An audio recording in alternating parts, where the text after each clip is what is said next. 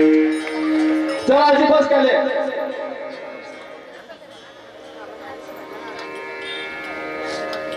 पिंगळा महापारी बोले बोला तो का पिंगळा महापारी पिंगळा महापारी बोले बोला तो का पिंगळा महापारी पिंगळा महापारी बोले बोले तो का पिंगळा महापारी पिंगळा महापारी बोले बोले तो का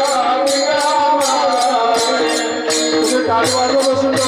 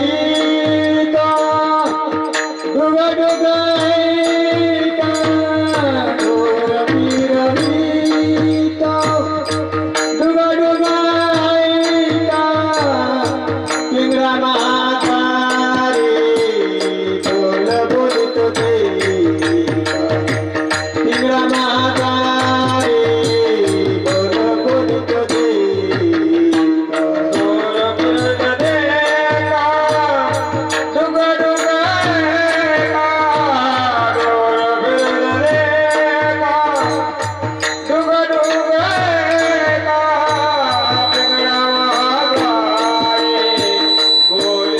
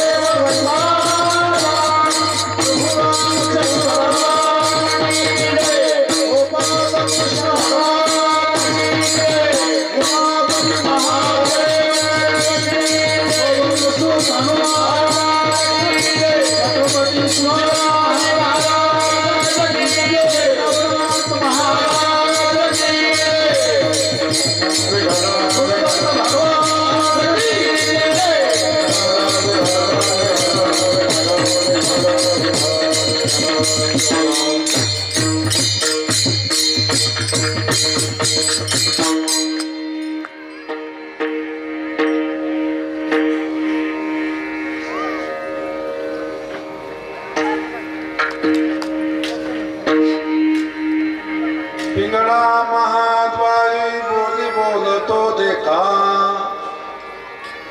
डौल फिरवितो डुग डुग ऐका वरलाडीला तुम्ही सावध राहावे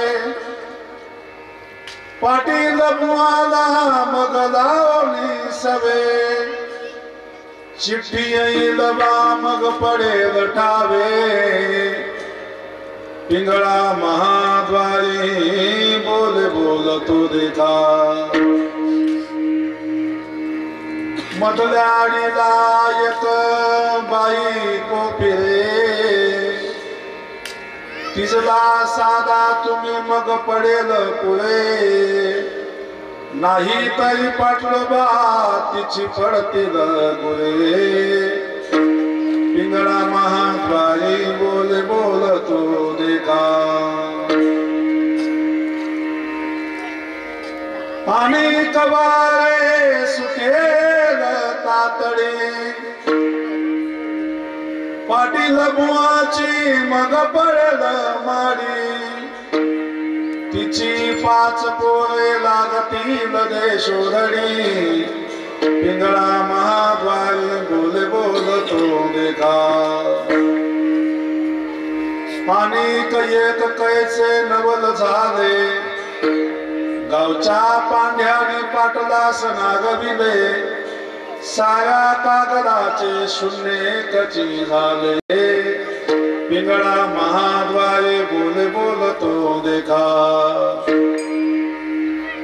हिंडता फिरताना एक शकून सांगे त्याच्या सत्तेने आडी मागे संता घरचा बायक तुकडा मागे पिंगळा महाद्वारे बोले बोलतो देखा हे जरी नाही काल तरी दुसरा येईल सरते शेवटी बा काळ बांधून नेईल एका जनार्दन आमचे काय बा जाईल पिंगळा महाद्वारे बोले बोलतो देखा डौल फिरवितो ढुग ढुग ऐका समचरण सरोजम सांगणेला मुदावम जगन निहित पाणी मंडलम मंडलानाम तरुण तुलसी माला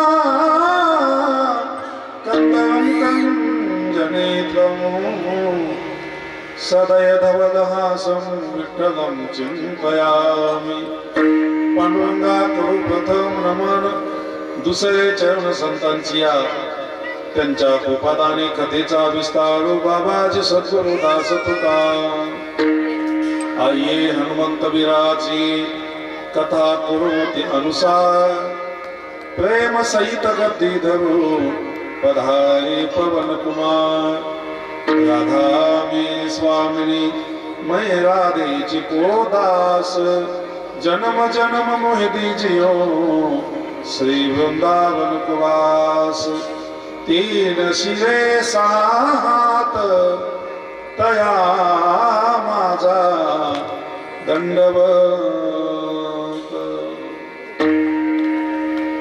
सर्वांनी हात जोडून माझ्या मागे म्हणा वसुदेव सुतं देवं वसुदेव कंस चाणूरमर्दनं देवकी परमानन्दं कृष्णं वन्दे जगद्गुरुं विठला विठला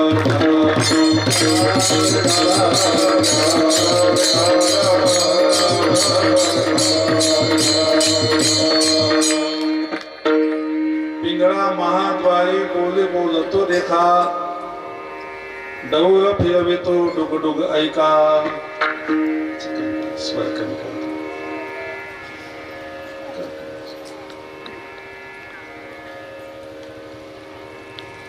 कीर्तन रूपी सेवेकरिता निवडलेला अभंग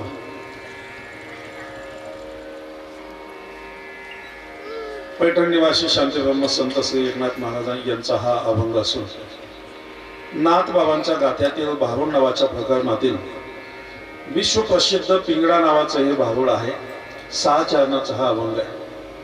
अजून कमी करा थोडा स्वराचा आपलं हे मोबाईलचा स्वर कमी करून काय करणार काय बस भगवंताच्या कृपेने साधू संतांच्या आशीर्वादाने नवसाला पावणारे भगवान नवनारायण नवनाथ महाराजांच्या कृपा आशीर्वादाने तुम्हा समस्त ग्रामस्थ मंडळीच्या सद्भाग्योदयातून संयोजनातून आयोजनातून तन्मन धनाच्या सहयोगातून चालू असलेला हा अखंड हरिनाम कीर्तन सप्ताहातला आजचा द्वितीय दिवस आहे.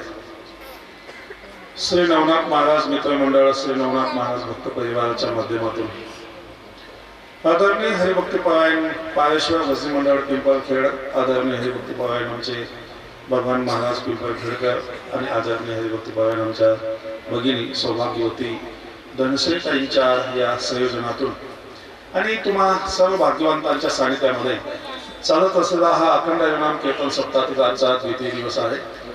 द्वितीय दिवसाची सेवा माझ्याकडे आदरणीय ताईंनी या ठिकाणी सोपवली. आजच्या भजनी मंडळ महाराज मंडळींचं भोजन ज्यांच्याकडे होतं पारायणकर्त्यांचं भोजन ज्यांच्याकडे होतं ते आदरणीय श्री पिंटू भाऊ मराठे. अत्यंत सुंदर नियोजन महाराज मंडळींचं भजनी मंडळ यथोचित सर्वांचं स्वागत त्या कुटुंबियांनी केलं.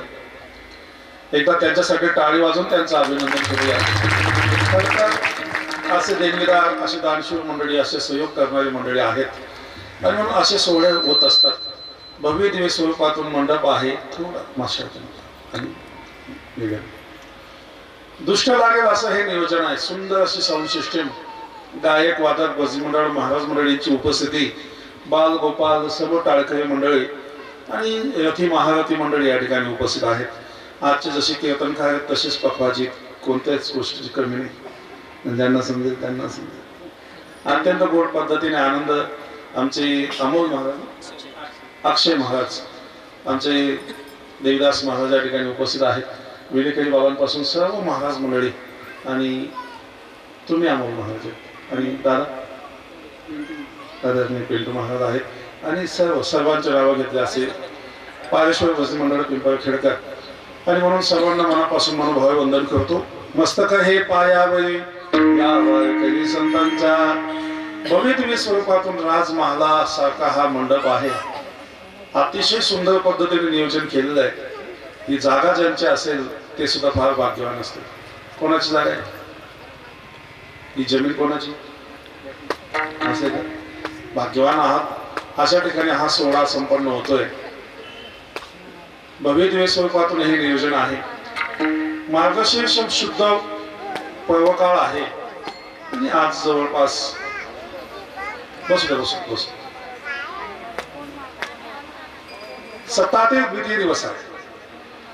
सेवेसाठी निवडलेला अभंग हा कूट भाषेचा आहे. इकडे लक्ष द्या सगळेजण. तुम्ही मागे मागे सरकण्याचं काय कारण नाही. मग काही लक्षातच येत नाही. काही घाबरता का तुम्ही इकडे यावे? काही भीती नाही वाटत ना? स्टेज बी पडणार नाही तुम्ही चिंता करू नका म्हणून तुम्ही मागे मागे सरकताय असं नको. कारण लागून बसून तुम्हाला आनंद येतो पण वक्त्याला आनंद वाटत नाही. आणि जोपर्यंत वक्त्याला आनंद वाटत नाही तोपर्यंत कीर्तन ऐकून बी आनंद वाटत नाही. एका टेप थोडी दाबलं बटन की झालं कॅसेट चालू. थोडं या पुढे बसा थोडस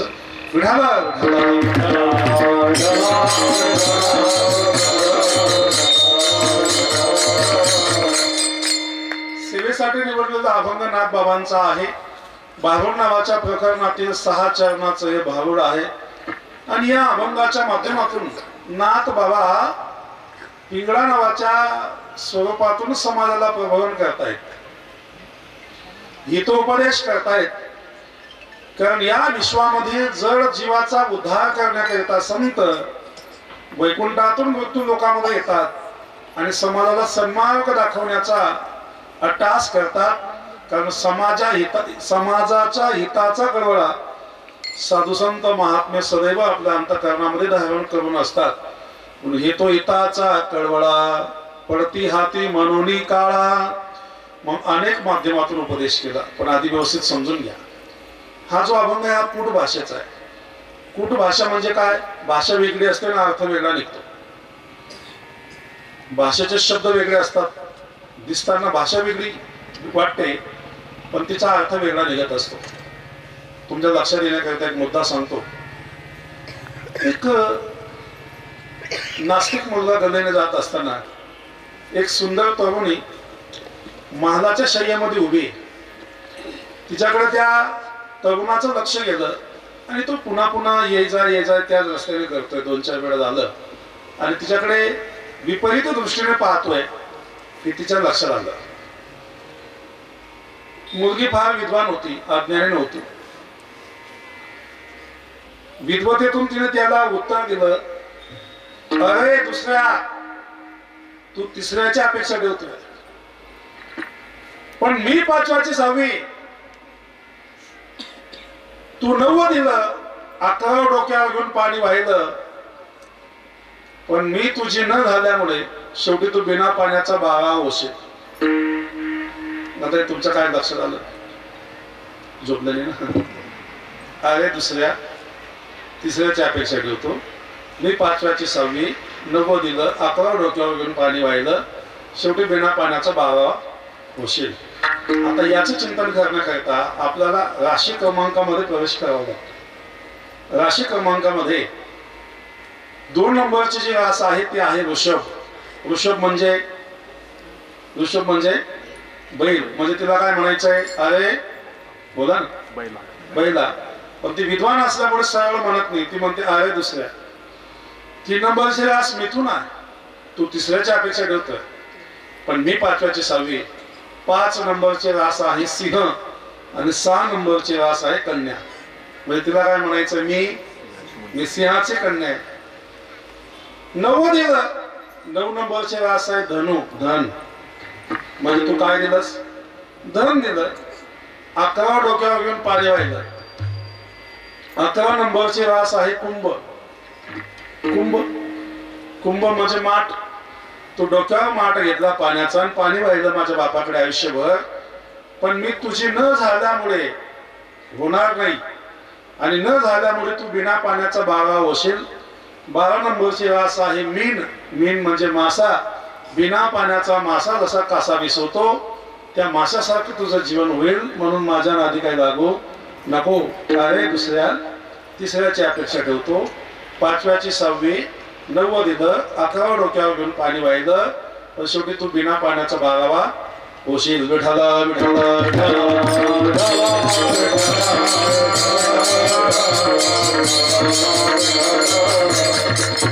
तिला म्हणायची कूट भाषा. भाषा वेगळी असते ना, अर्थ वेगळा निघतो. आजचा जो अभंग आहे हा कूट भाषेचा आहे. माफ करा, काही लोकांना या अभंगाचा अर्थ सुद्धा बहुतांश लक्षात न येण्यासारखा अर्थ आहे, पण मी सोपा करून जवळपास समजवण्याचा प्रयत्न करेन. सर्वसामान्य समाजामध्ये, सर्वसामान्य गावामध्ये चिंतन करण्याकरिता न घेतला जाणारा अभंग आहे. तीर्थक्षेत्रामध्ये या अभंगांवर चिंतन विद्वान मंडळी करत असतात.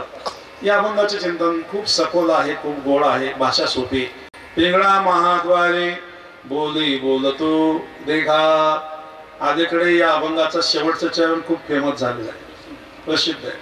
कीर्तनाच्या शेवटी बरेच मंडळी म्हणतात हे जरी नाही का.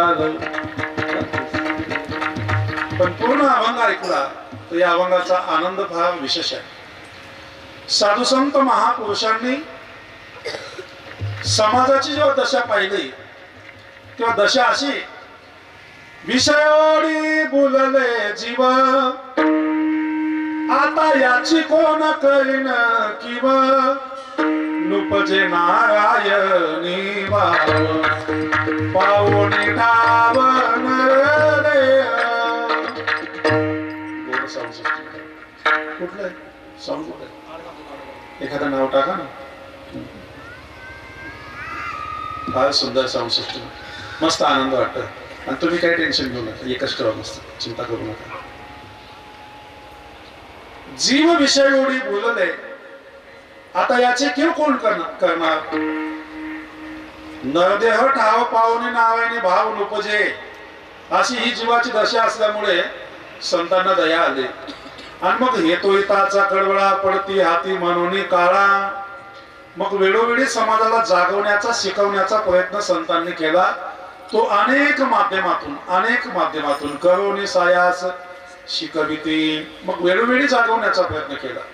उठा जागे बाळे आता जागा रे बाईनो जागा, कागद जगाचे नारोनी आवाजा. रात्रंदिवस होती तासा, तुम्ही सावध राहा. तुमच्या नजरेचा नाही आम्हा भरवसा. जग परताना गाभरे भासा. उठाची जीवन कशी लोकांनी गोप. उठाची जीवन कशी लोकांनी गोप.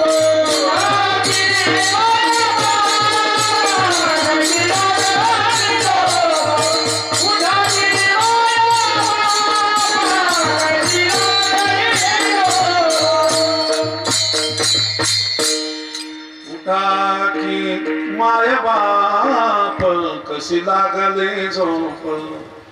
या अज्ञानाच्या झोपेमध्ये तुम्ही मग्न आहात. उठा, सावध व्हा, जागे व्हा. मग कधी वासुदेवाच्या माध्यमातून, कधी जोगीच्या माध्यमातून, अनेक पद्धतीतून जागवण्याचा प्रयत्न केला.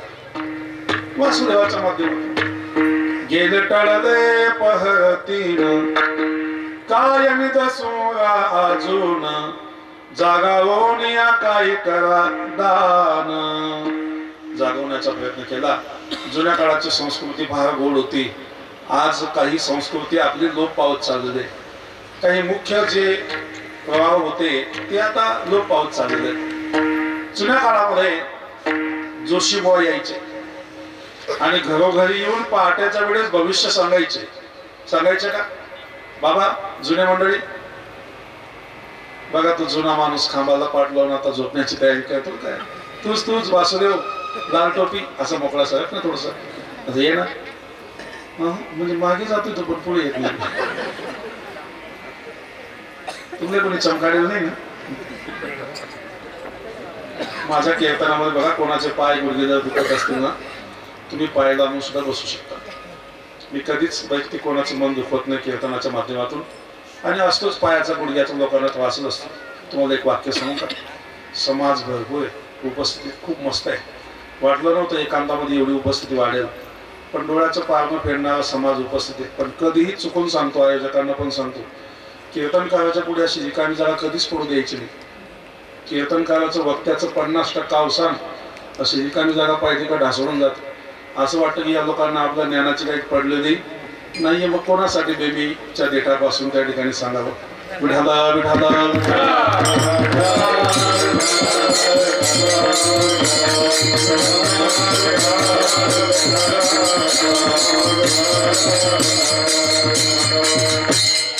आणि काय असतं अलीकडे हे सोशल मीडियाचे बाकीचे दुष्परिणाम होतात. आता ते कॅमेरावाल्यांनी जर समजा फिरवताना कॅमेरा असं फिरवून घेतला ना, अख्खी काय जागा दिसत. म्हणजे ते कीर्तन जेव्हा नंतर लोक दुसरे ऐकत असतील, पाहत असतील ना, तेव्हा ते म्हणते की काय असं मागे भरपूर समाज. आता आपलं कीर्तन लाईव्ह चालू आहे का? शूटिंग करून ठेवताय, कटिंग करून टाकू. पण मुद्दे नका तोडावर, अख्खा येऊ द्या. हा, व्यवस्थित सांभाळून. माझी इज्जत तुमच्या हातामध्ये. तसं मी अपवादात्मक विवादात्मक काही बोलतच नाही, पण तरी सुद्धा शेवटी वक्ता आहे. आणि म्हणून वा, आता कसं वाटतंय? धन्यवाद. उठा की माय बाप. बस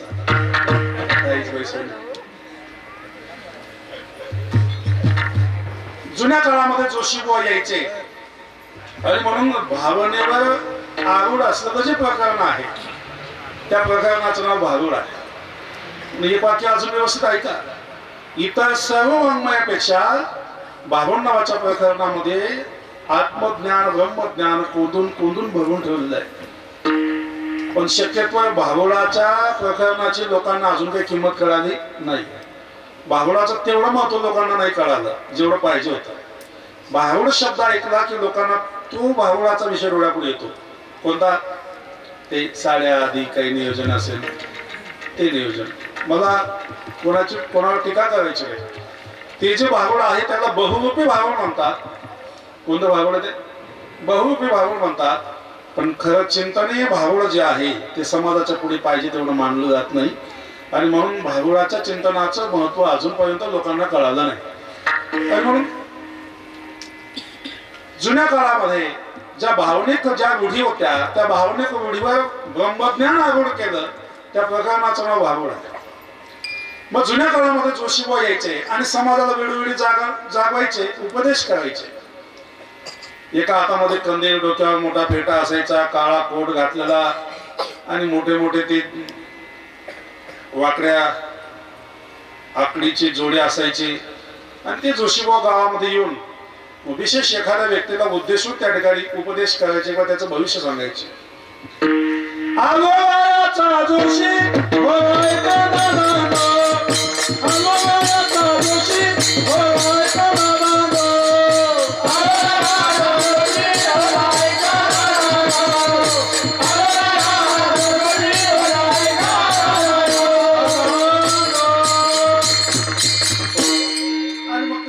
उपदेश करून भविष्य सांगतायत. मनाजी पाटील देह गावीचा भरोसा धरू नका याचा घात होईल नेमाचा पाडील पशी आलो रायाचा जोशी. मनाच्या नादी लागू नका जोशीबा उपदेश करतायत. मग भविष्य विचार न करता गेलेला माणूस विचारतोय की माझ्या जीवनामध्ये असं दुःख काय येत आहे. दोन अभंग आहेत, एक आत्मारामाचा जोशी आणि आलोरायाचा जोशी. मग परात पर जोशी होरा सांगे संत सभेसी वचन माझे जरी ऐकाल मानसी काही दौड निश्चयसी पैसे नाना. एक जण हात दाखवण्याकरिता आला सांगतो की बाबा माझ्या जीवनामध्ये सगळं चांगलं होतं पण वाईट कसं झालं. हे दुःख माझ्या जीवनामध्ये कसं आलं. माती राहता सोनं होत होतं असं माझं नशीब होतं. आता नशीब कुठे गेलं काही कळतच नाही. दुःखच दुःख येत आहे. पनोती पाठीशी लागले असं होण्याचं काय कारण आहे. मग जोशीबा त्याचं भविष्य सांगतोय. हात हातात घेतला त्याला सांगितलं की बाबा तुझं भविष्य तुझं नशीब सगळ्या गोष्टी चांगल्या होत्या पण तुझं वागणं चुकलं ना. वागणं चुकलं. एका बाईची संगत केली तेथून महिमा वाया गेली. भाकर हातीची जुनी सुटली गाठ पडली दुःख दारिद्र्यासी नाना. परसरीकडे तुझा भाव गेला आणि म्हणून तुझ्या जीवनामध्ये पनोती लागले. आजपर्यंत जगाचा इतिहास आहे. परसरीची अभिलाषा ज्यांनी ज्यांनी ठेवली लक्की चौकीच्या बिल्डिंगा होत्या पण आज त्यांच्या जागेवर गोरी बाबडीचे झाड उगवलेले. मला शब्द कळत असेल मार्मिक विषय. दुसऱ्यांच्या बाया ज्याने नाचवल्या दुसऱ्यांच्या बायांच्या अंगावर ज्याने ओवाळण्या टाकल्या संपून गेल्या.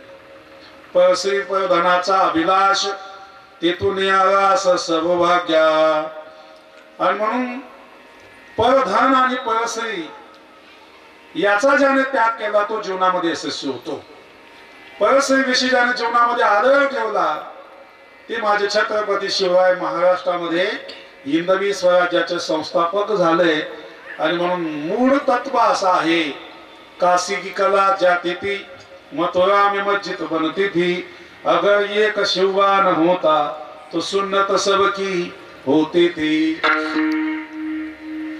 परश्रीकडे पाहण्याचा भाव बिघडला. स्वतःच्या बायकोचा त्याग केला आणि म्हणून तुझ्या जीवनामध्ये ही पनोती लागली. आणि म्हणून तू काय कर. एक निवृत्ती नावाची पत्नी आहे सदपत्नी आहे पतिव्रता आहे तिचा तू स्वीकार कर आणि ही जी प्रवृत्ती आहे हिला सोडून दे. जर तू माझ्या शब्दावर विश्वास ठेवला, जोशीबा उपदेश करून म्हणजे जोशी संत आहेत आणि समाजाला शिकवतायत, सत्य माने माझ्या शब्दात, मग बळवा चालेल तुझा धंदा. जर तू माझ्या शब्दाला महत्व दिलं, मग बळवा चालेल तुझा धंदा. आणि समज येथून या तुझा शनी गेला, ग्रह गुरुचा काया पालट झाला, एका पोवीची सासरवाडी, सुख पावशील पुढी. तुझ्या जीवनामध्ये सुखाची प्राप्ती होईल. जी भक्ती नावाची कन्या आहे तिचं कन्यादान कर, तिला चांगलं सासर मिळालं की त्या माध्यमातून समाजामध्ये तुझी अजून कीर्ती वाढेल. असा मार्मिक उपदेश करणारे संत जोशीच्या स्वरूपातून समाजाला उपदेश करतायत. समाजाने लक्ष दिलं नाही. मग कधी कधी जोगीच्या माध्यमातून पहाटेच्या वेळेस जगजोगी जगजोगी जाग बोलते, जगजोगी जगजोगी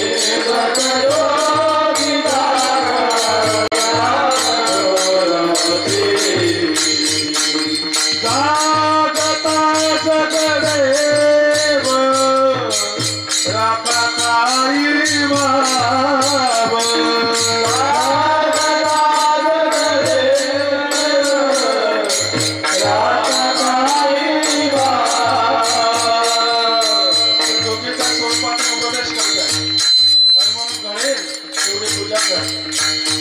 पूजा पत्रकारी बहुता दिवसा फेरा आलयान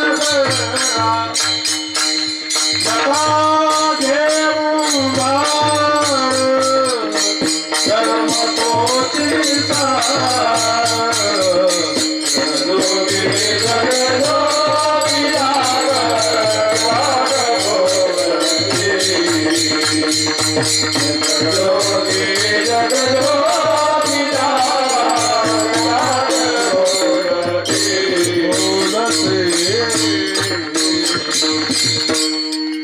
जोगीच्या स्वरूपातून उपदेश केला, समाजाने लक्ष दिलं नाही. मग टिटवीच्या माध्यमातून समाजाला उपदेश केला.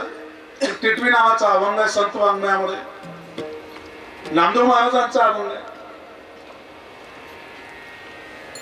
ग्राम एक वरून पायामध्ये खळा घेऊन, टिटवी करी शयन, टिटवी यमाची तळाडण.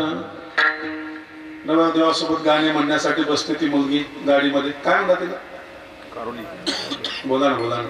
कारोली कारोली चंडोली चंडोली वराडी. तशी ही टिटवी जी आहे ही यमाची वराडी आहे. मग टिटवी यमाची तळाडण आणि ती समाजाला जागवते, टाव फोडते, कंठ पाकडून समाजाला विनवते. पण लोक तिला दुवाड म्हणतात. म्हणजे समाजाचा स्वभाव असा आहे, जो चांगला सांगतो तो लोकांना दुवाड वाटतो, आणि जो नाटक करतो लोक त्याला चांगलं समजतात. लटके ते पचे, साच ते न रुचे, अशी परिस्थिती कलियुगाची तर अत्यंत विपरीत परिस्थिती. कबीर महाराजांचा दोहा आहे, चांगलं झालं तुम्ही फिरून आलात भाऊ, पण आता शांत बसा. कोण्या गाड्या, कोणा ट्रॅक्टरी, कोणा काच, कोणा असा ना, माझं लक्ष देतो. अख्खं चेंडून आलं, तिकडनं कोणीतरी पळवलं, मग इकडे आलं. आता शांत बसा.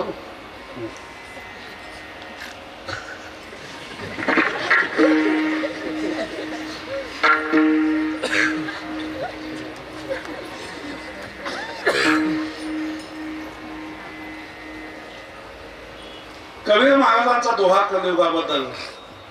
गोरस घर घर फिरे, मदिरा बैठी बिकाय, पतिव्रता ती भुकी मरे, पेडावे बिचारी खाय. आजही समाजाची परिस्थिती तीच आहे. अध्यात्म, ब्रह्मज्ञान, खरं चिंतन व्यासपीठावरून सांगणारा वक्ता लोकांना कळत, त्याचं महत्व कळत नाही. आणि फक्त टाइमपास. लोक म्हणतात वाह, लटिके ते पचे, साच ते न रुचे. पण एक वाक्य सांगेल, मनुष्य जीवनाची वेळ अत्यंत अनमोल आहे. कोणाच्याही पुढे बसून आयुष्याचे 2 तास वाया घालू नका. त्यापेक्षा घरी बसून माळजप करा, जीवनाचा उद्धार होईल. विठ्ठला विठ्ठला.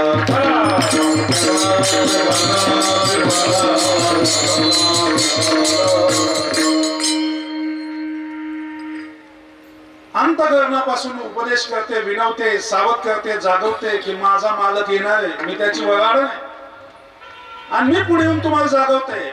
जेव्हा मालक येईल तेव्हा तुम्हाला काही संधी सापडणार नाही.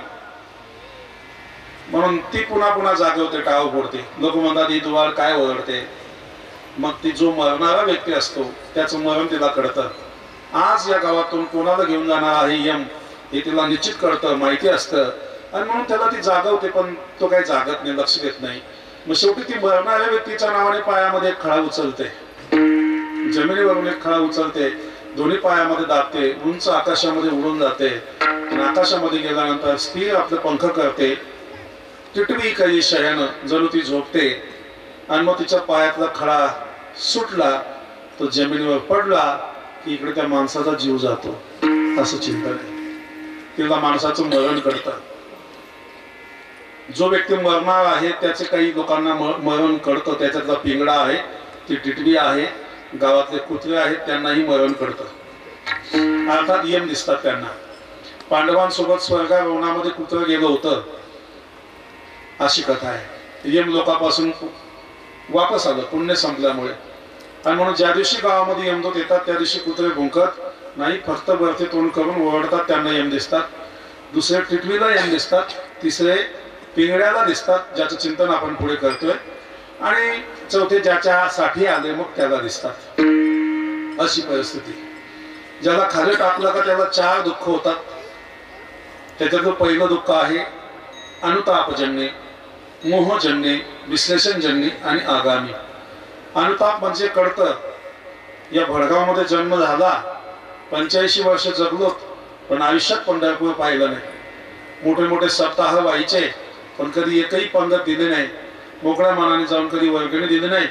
भगवंताचं नामचिंतन केलं नाही. आज पश्चाताप होतो. पण आता उपयोग काय असतो. अब क्या पछतावे बंदे चिडिया चुन गई खेत. अनुतापजन्य, मोहजन्य आज सोडून जातोय. विश्लेषणजन्य जीव निघून जाण्याच्या तयारीत आणि देह धरून ठेवतो. आणि पुढचा आहे आगामी, प्रत्यक्ष यम डोळ्यापुढे उभे दिसतात. आगामी दुःख आहे. तसे मरणाचे लक्षण 9 महिन्यापासून चालू होऊन जातात. आता आपण खूप भारी पद्धतीने ऐकतायत, मस्त लक्ष देऊन ऐकतायत. आणि मंडपाची व्यवस्था पण अशी मस्त केली ना, जास्त थंडी पण वाजत नाही मंडपामध्ये. म्हणून एकदा नियोजन करणाऱ्या मंडळींसाठी टाळी वाजवा मनापासून. त्यांना शुभेच्छा देऊया, त्यांचं अभिनंदन करूया. मी पहिल्यांदाच इथे आल्यामुळे मला परिचय नाही जास्त कोणाचा. मला बाकी मंडळींचे नाव आधी काही ज्ञात नाहीत. पण भगवान परमात्म्याने प्रार्थना करतो असे नियोजन करणारे मंडळी, आयोजक, संयोजक समिती, मित्र मंडळ आणि भक्त परिवार यांना उदंड आयुष्य प्राप्त हो, निरोगी काया प्राप्त हो. कारण आम्ही आज ज्यांच्याकडे जेवण केलं त्यांचे एक आदर्श व्यक्ती काय स्वर्गवास बापूसाहेब फाउंडेशनचे ते प्रमुख आणि ते जग सोडून गेले. आजही ते त्या गोष्टीचं दुःख तर आहेच. म्हणून उदंड आयुष्य प्राप्त हो सर्वांना आणि सर्वांच्या माध्यमातून हा सोहळा पुन्हा पुन्हा घडो. विठाला विठाला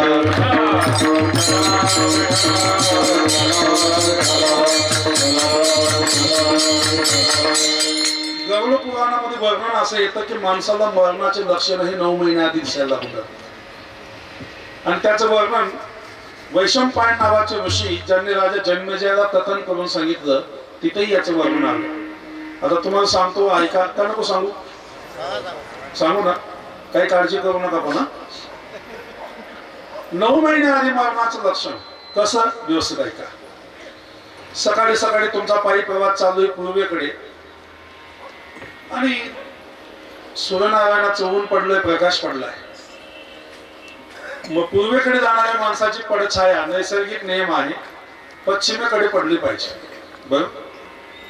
पण ती छाया पश्चिमेकडे न पडता सावली माणसाची ती जर दक्षिणेकडे जात असेल तर समजून घ्यायचा आपला कार्यक्रम 9 महिन्यावर आहे.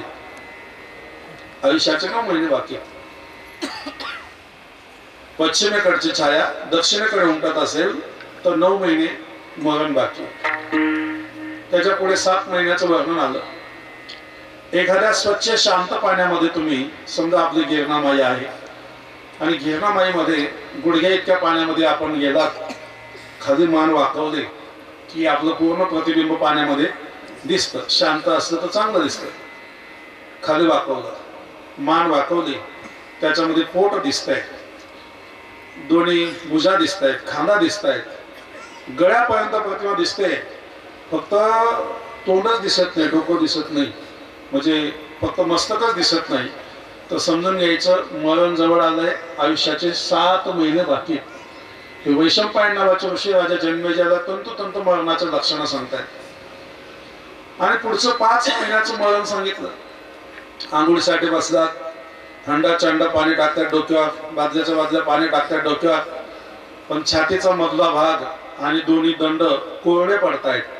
तर समजून घ्यायचं आता आयुष्याची गणना 5 महिने बाकी आहे. 5 महिने. आणि मग त्याच्या पुढे वर्णन असं आलं, काने घालून या बोट नाद जे ऐकावे न येता जाणावे 9 दिवस. 9 दिवसाचं मरण सांगितलं ज्ञानोबाबांनी. कानामध्ये बोट दाबले की बाहेरचा आवाज बंद होतो, पण आतमध्ये एक नाद घुमत असतो, घुमतो ना. तो जो अनाहत नाद आहे तो नाद घुमतो, आणि तो नाद येत नसेल तर समजून घ्यायचा आता 9 दिवस बाकी. काने घालून या बोट नादाचे ऐकावे न येता जाणावे 9 दिवस. मग त्याच्या पुढे डोळा लावून या बोट चक्र जे पाहावे न दिसता जाणावे 7 दिवस. दोन्ही डोळ्यांमध्ये अंगठे दाबले की आतमध्ये चक्र फिरतं दोन्ही डोळ्यांमध्ये. कधी दाबून बघा, चक्र फिरतं. आणि फिरत नसेल तर मग 7 दिवस बाकी. त्याच्या पुढे भुवयाच्या गाठी न दिसता दृष्टी. वरती पाहिलं की प्रत्येकाच्या ज्या भुवया असतात त्या प्रत्येकाला दिसतात, पण दिसत नसतील तर समजून घ्यायचं आता आयुष्य बाकी आहे 3 दिवस. आणि एखाद्या दिवशी नासागरीचे अग न दिसता नयनी मना तेचे रामकृष्ण. आपल्या नाकाचा प्रत्येकाला स्वतःचा नाकाचा शेंडा दिसत असतो, टोक दिसत असतं आपल्या दृष्टीने.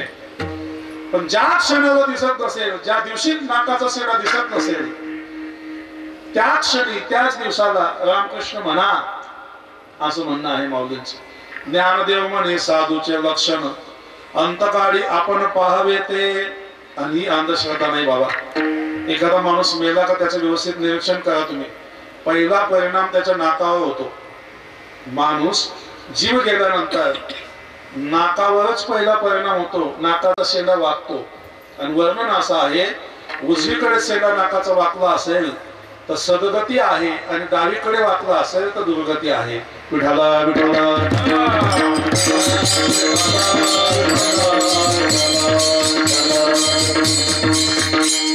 आणि मग मरणाचे काही प्रकारही वर्णन करून सांगितलंय. जरा किचकट विषय आहे पण सांगतो, आपण लक्ष देऊन ऐका. ज्याला आपण खाली टाकतो ना, टाकतो का? भाग्यवान असतात ते माणसं ज्यांना खाली टाकण्याची संधी भेटते आणि वेळ येते. अलीकडचा काळ लोकांना तेवढी संधीच मिळत नाही. गरुड पुराण असं वर्णन करतं, ज्याला आपण खाली टाकतोय त्या माणसाचे पाय उत्तरेकडे असले पाहिजे. कोणत्या दिशेला? उत्तरेकडे पाय असले पाहिजे त्या माणसाचे. शक्यतो आता जीव जाण्याची तयारी आहे त्या व्यक्तीची, जीव जाण्याची वेळ आली, त्याच्या आधी थोडस गौमातेचं सेन घेऊन त्या ठिकाणी थोडी जागा सारून दिली पाहिजे. मार्बोनेट का असे ना तरी सुद्धा थोडी जागा उशे ठेवलं जाईल, त्या ठिकाणी थोडी जागा सेनाने सारून दिली पाहिजे. कारण गौमातेच्या गोरज मध्ये ज्याचा मृत्यू होतो त्याला मोक्ष प्राप्त होतो. आणि म्हणून गरुड पुराणामध्ये मरणाचे जे प्रकार सांगितले, सर्वात उत्तम मरण सांगितलं गाईच्या गोठ्यातलं. गाईच्या गोठ्यामध्ये ज्याला मरण येतं त्या माणसाला सरळ त्या ठिकाणी मोक्ष प्राप्त होतो. आणि म्हणून एक उत्तरेकडे पाय पाहिजे, थोडीशी जागा सेनाने सारून दिली पाहिजे. तिसरी गोष्ट आहे डोकं वरती पाहिजे, आणि असतंच आपण देतोच ना कोणी ना कोणी विषय मांडी देतो.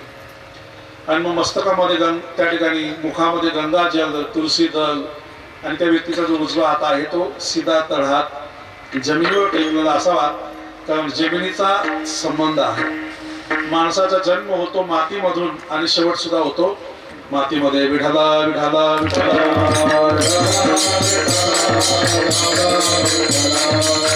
किती संबंध आहे मातीचा बघा ना. जन्म मातीतून होतो. पेरणे कुठे होते?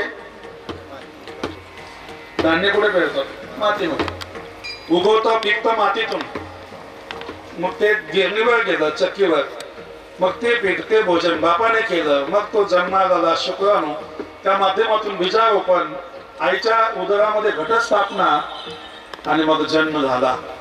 मग आयुष्य आता मातीसोबत पुन्हा जन्मानंतरही बालपण मातीसोबत. लग्नामध्ये मातीचा सन्मान पैदा होतो. अगोदर ओट्यावर घागर पूजन होतं. मातीचा माठ आणतात ना, आणता की नाही? आणतात. पहिलं पूजन त्याचं होतं. मग हळद असेल, काही पुढचा विधी असेल, मग नंतर सुरुवात होतो. लग्नामध्ये मातीचा माठ सोबत आहे. अगदी व्यवस्थित आहे का शेवटच्या मुद्द्यापर्यंत? म्हातारपणी संबंध आहे, विवाहाच्या वेळेस संबंध आहे, बालपणी संबंध आहे, मरणाच्या वेळेस सुद्धा मातीशी, त्या मातीच्या मटक्याशी संबंध आहे.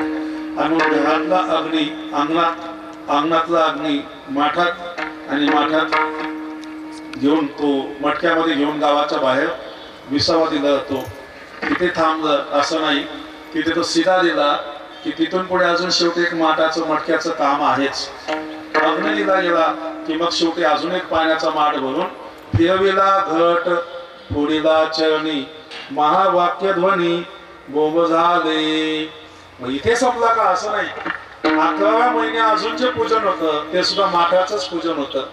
काय म्हणता आपण त्याला? तुमच्याकडे काय म्हणतात? वर्षी. आमच्याकडे डेरगे भरणं म्हणतात. असं काही इकडे म्हणतात. तर ते घागराचं पूजन आहे. आणि अक्षय तृतीयेच्या वेळेस महत्वाचं पूजन जे असतं ते सुद्धा घागरचंच असतं, माठाचंच असतं. आणि नवरात्र उत्सवामध्ये जी घटस्थापना आहे ती एका अर्थाने भगवतीला नवस प्रार्थना आहे आणि पितरांचा उद्धार आहे. आणि म्हणून एक लोटा जल सब समस्या का हल हे वाक्य आपण नेहमी ऐकताय. सध्या ऐकताय ना? याचा अर्थ असा आहे, पाण्याच्या माठातून पाणी महादेवाला गेलं पाहिजे. पाणी कुठून महत्वाचं नाही. आपल्या किचन मध्ये जो माठ आहे त्या माठातून पाणी गेलं पाहिजे. आणि शास्त्र असं सांगतं, शिवपुराणामध्ये वर्णन आहे, पाण्याचा जो माठ आहे तो घरामध्ये दक्षिणेला असला पाहिजे. 3 गोष्टी दक्षिणेला पाहिजेत. थोडस शॉर्टकट सांगतो, घड्याळ थोडं स्पीडने पुढे जात आहे. घरामध्ये आई वडिलांचे, आजी आजोबांचे फोटो, मेलेल्या लोकांचे फोटो हे दक्षिण भिंतीला असले पाहिजे. तिजोरी जी आहे, लक्ष्मीची स्थापना ही दक्षिणेला असले पाहिजे. आणि पाण्याचा जो माठ आहे किचन मध्ये, स्वयंपाक घरामध्ये, तो माठ दक्षिणेला असला पाहिजे. पितृनिवास असतो त्याच्यामध्ये, म्हणून तिथून पाणी गेलं की पितृशांती, घरातून पाणी गेलं की ग्रहशांती. आणि जो नित्य पाणी टाकायला महादेवाकडे जातो त्याच्या जीवनामध्ये अकाल मरण येत नाही, म्हणजेच काल सर्पशांती. म्हणून ते वाक्य आहे, एक लोटा जल सब समस्या का हल. विठाला विठाला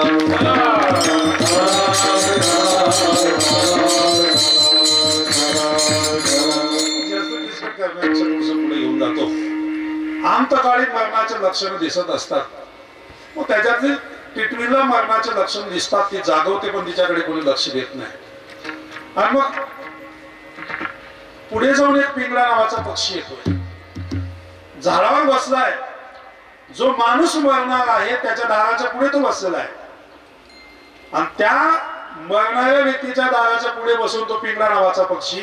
पिंगळा माहिती आहे सगळ्यांना?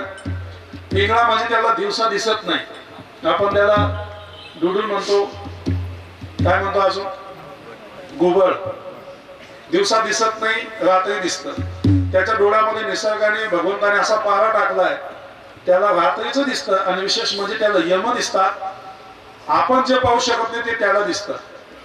मग त्याला दिसतंय एका बाजूला यम आलेले आहेत आणि एका बाजूला ज्याच्यासाठी आले तो झोपलाय. मग तो मान फिरवतो, इकडे तिकडे मान फिरवतोय. आणि तो जो झोपलेला जीव आहे, मरणार आहे, त्याला वेळोवेळी जागवतोय.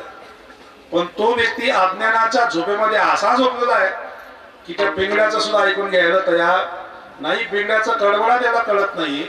मग त्याच वेळेस एक गावामध्ये साधू येतोय. आणि तो साधू समाजाला जागवताना उपदेश करतोय.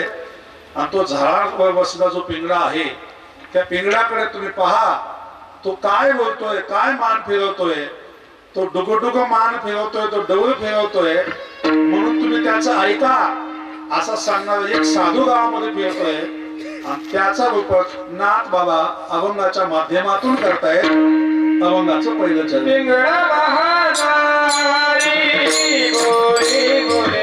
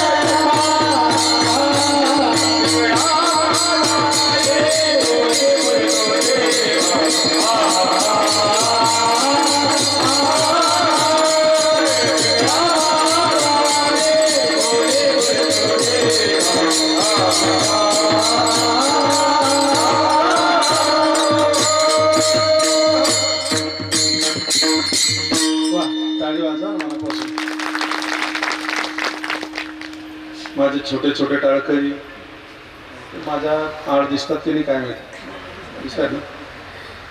आणि आमच्या पकवाचे महाराजांचा उत्साह पाहून मी पुन्हा पुन्हा उत्साहित होतोय. सुंदर मनापासून वाजवत आहेत महाराज. नाही तर 4-4, 5-5 परीक्षा देतात पण कीर्तन पाडण्याचा प्रयत्न करतात. परीक्षा देणं आणि कीर्तनाचा काही संबंध नसतो करतात. फार परिस्थिती विभिन्न असते. कीर्तनासाठी पोषक वाजवणं, एकीकडे वाजवणं वेगळं असतं आणि एकीकडे वाजवणाऱ्याचा चेहरा सुद्धा वेगळा असतो. जेवढा उत्साहित चेहरा असेल ना तेवढा कीर्तनकाराचा उत्साह वाढतो. म्हणून माझ्या दादासाठी एकदा टाळी वाजवा मनापासून. तो पिंगळा नावाचा साधू आहे. आता पिंगळा व्यवस्थित अर्थ समजून घ्या आहे काय नेमकं. याच्या आधी तुम्ही अभंग कीर्तन ऐकलं असतील का नाही? बोला ना, पहिल्यांदा ऐकतायत. अर्थ व्यवस्थित समजून सांगतो, भले बाकीचा विषय थोडासा सोडतो. आव्हांता विषय असेल, काही दृष्टांत असतील सोडून देतो. आपण चिंतन श्रवण करणारी मंडळी आहात. आधी अभंगाचा अर्थ व्यवस्थित समजून घ्या. एक झाडावर बसलेला पिंगळा नावाचा पक्षी, ज्या पिंगळ्याला यम दिसतायत, जो मरणार आहे तोही दिसतोय आणि घेण्यासाठी आलेले यमही दिसतात. मग तो पिंगळा किलबिल किलबिल किलबिल करतोय. तो बाजूला चौकडे मान फिरवतोय. बघा ना, कीर्तनामध्ये एखादी बाई जर लक्ष देत नसेल तर महाराजांनी त्याला गुबळाची उपमा दिलेली आहे. मान थोडस जड वाटतं पण माझं नाही ते. म्हणून चित्त नाही कथेकडे, गुबळ पाय चौकडे. त्या गुबळाला चौकडे पाण्याची सुविधा आहे. म्हणजे त्याच्या मानेमध्ये तशी पद्धत आहे. तो फिरवतोय, इकडे तिकडे मान फिरवतोय.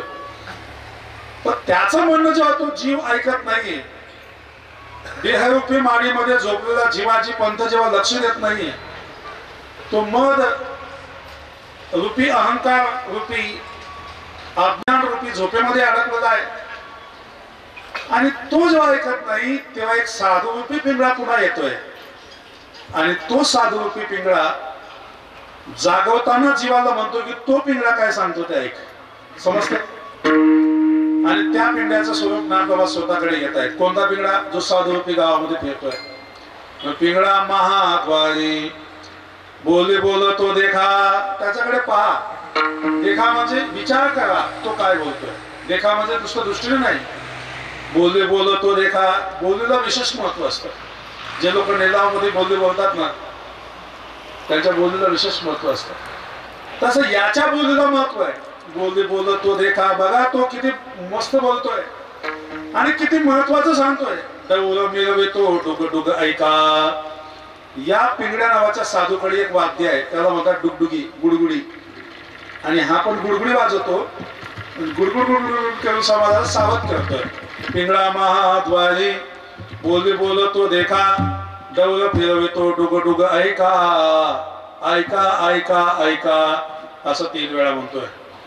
मग समाजाने जेव्हा विनंती केली की काय ऐका नेमकं म्हणणं काय तुमचं त्यावेळेस नागबाबा सांगतात वरल्या आडीला तुम्ही सावध व्हावे. वरल्या आडीला तुम्ही सावध व्हावे. वरल्या आडीला तुम्ही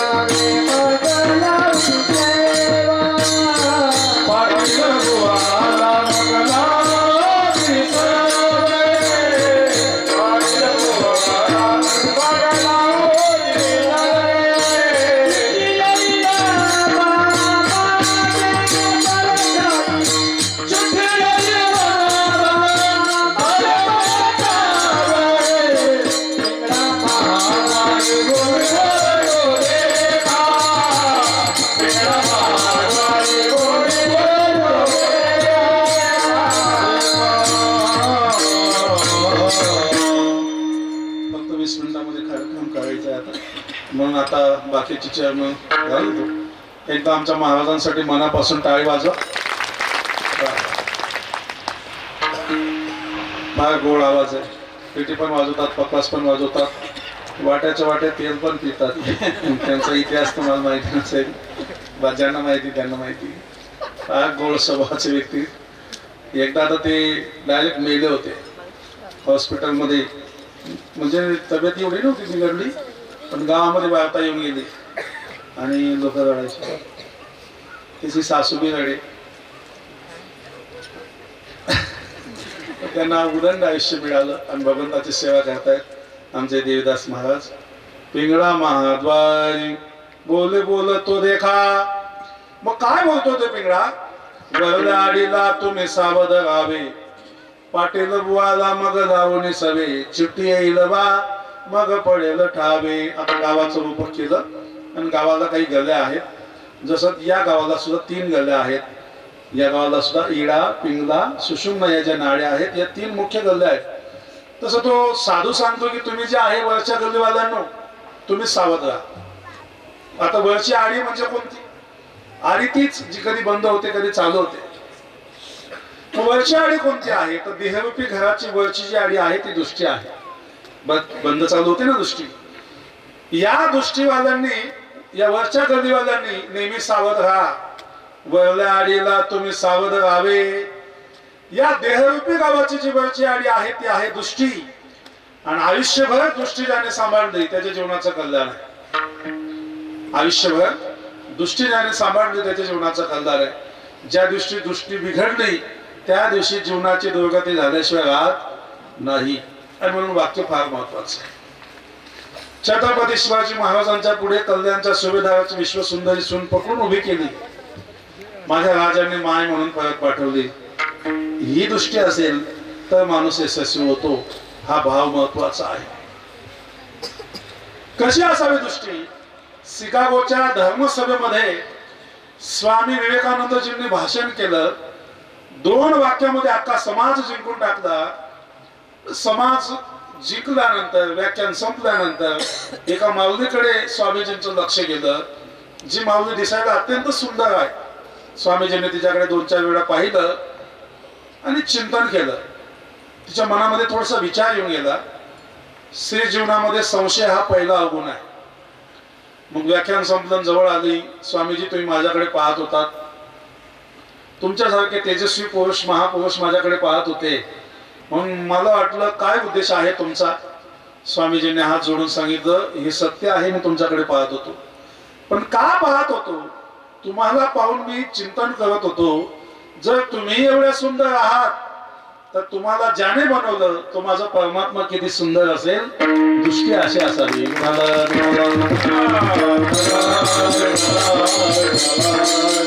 संतांचं भजन आहे. नाम तुम्हारा तारनहारा, कब तेरा दर्शन होगा, जिनकी रचना इतनी सुंदर, वो कितना सुंदर होगा. अशी दृष्टी असावी. आणि दृष्टी ही विचाराने प्राप्त होत असते. विचाराने प्राप्त होते. कारण विचार मनावर अवलंबून असतात. म्हणून उपदेश करताना पाटील बुवाला मग लावणे सवे. पाटील बुवा या देहरूपी गावाचा जो पाटील आहे तो मन आहे. आणि हे मन जिकडे जाईल त्या पद्धतीने दृष्टी सुद्धा काम करत असते. म्हणून पाटील बुवाला लावणे सवे. दृष्टी विचारावर अवलंबून आहे. एक नालायक मुलगा एका सुंदर तरुणीकडे वाईट दृष्टीने पाहतोय. त्याच रस्त्याने भगव्या वेशातले साधू महात्मे जात आहेत. साधूचं लक्ष त्या मुलाकडे गेलं आणि न राहता त्या मुलाला उपदेश केला. वाक्य फार गोड आहे. साधूने उपदेश केला, बेटा ना छेड लड़की को पाप होगा. पूर्ण वाक्य आहे का? ना छेड लड़की को पाप होगा और लड़की को छेड़ना पाप होता है. ये बात तुझे उस दिन पता चलेगी जब तू भी किसी लड़की का बाप होगा. तू जेव्हा एखाद्या मुलीचा बाप होशील, तुझ्या मुलीकडे कोणी वाईट दृष्टीने पाहिल, त्यावेळेस तुझं हृदय जळून जाईल. मग आजच पाहू नको, ती सुद्धा कोणाची तरी मुलगी आहे. शिकवण विचाराची आहे आणि विचाराच्या माध्यमातून दृष्टी प्राप्त होते. पण म्हणून जशी दृष्टी तशी सृष्टी. ज्या पद्धतीने दृष्टी असेल त्या पद्धतीने सृष्टी दिसत असते. समोरच्या तरुणीकडे पाहताना ती आहे तशी दिसते. जगातले सर्व तरुणी सारख्या दिसतात. पण जिच्यावर आपली श्रद्धा असते ती आपल्या हातावर राखी बांधणारी आपली बहीण दिसते. जगातील सर्वच माता महिला सारख्या दिसतात. पण जिच्यावर आपलं ममत्व असतं, आपली माया असते, तीच आपल्याला जन्म देणारी आपली माय दिसते. आणि याला भावना कारणीभूत असते. म्हणून आज काळाची गरज आहे. रक्षाबंधन असेल, भाऊबीज असेल, कधी भावाचा बर्थडे असेल, कधी स्वतः बहिणीचा बर्थडे असेल, आणि भावाने म्हणावं, सांग दीदी तुला काय देऊ, काय गिफ्ट मध्ये सप्लिमेंट तुला काय देऊ. रक्षाबंधनाच्या वेळेस रक्षाबंधन झालं, भाऊबीजच्या दिवशी आरती वाढली की भाऊ म्हणत असतो, दीदी तुला काय देऊ. ज्या जगामध्ये अशी कोणतीच बहीण नाही. तुमच्याकडे जर दादा इकडं असतात, तुमच्याकडे जर काळी दोन मध्ये जर ईश्वर असतील कोणते संगीताचे करून तर लावू शकता. हा शिवरंजनी असेल तर लावू द्या, पण काळी दोन मध्ये पाहिजे किंवा जशी असेल तशी लावू द्या. विठाला विठाला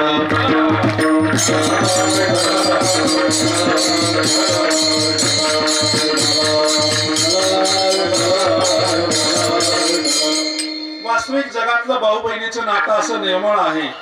मी थोडं आता अभंगाचं जे पुढचं काही चिंतन असेल ते थांबवतो. मी शब्दाने सांगून देईल पुढच्या 2 मिनिटांमध्ये. शेवटी 11 वाजता थोडं काही 5-10 मिनिटाचं माझ्या मनाचं चिंतन महत्वाचं अजून विशेष मांडतो तुमच्या पुढे. परिवर्तनाच्या अपेक्षेने मांडतोय. समाजामध्ये परिवर्तन घडावं हा मुद्दा आहे. या जगातली अशी कोणतीच बहीण नाही जी भावाकडनं सोनं चांदी कपड्याची काही विशेष अपेक्षा ठेवते का? काही अपेक्षा नसते. तिला फक्त एकच अपेक्षा असते, माझा दादा आयुष्यभर सुखी असावा, माझा दादा समाजामध्ये आनंदित असावा आणि अख्ख्या समाजाने माझ्या दादांना मान मान्यता दिली पाहिजे. एवढी सगळी अपेक्षा बहिणीची असेल ना तर त्या अपेक्षेसोबत बहिणीने भावाला एक उपदेश केला पाहिजे. कोणता उपदेश ते मी सांगतोय.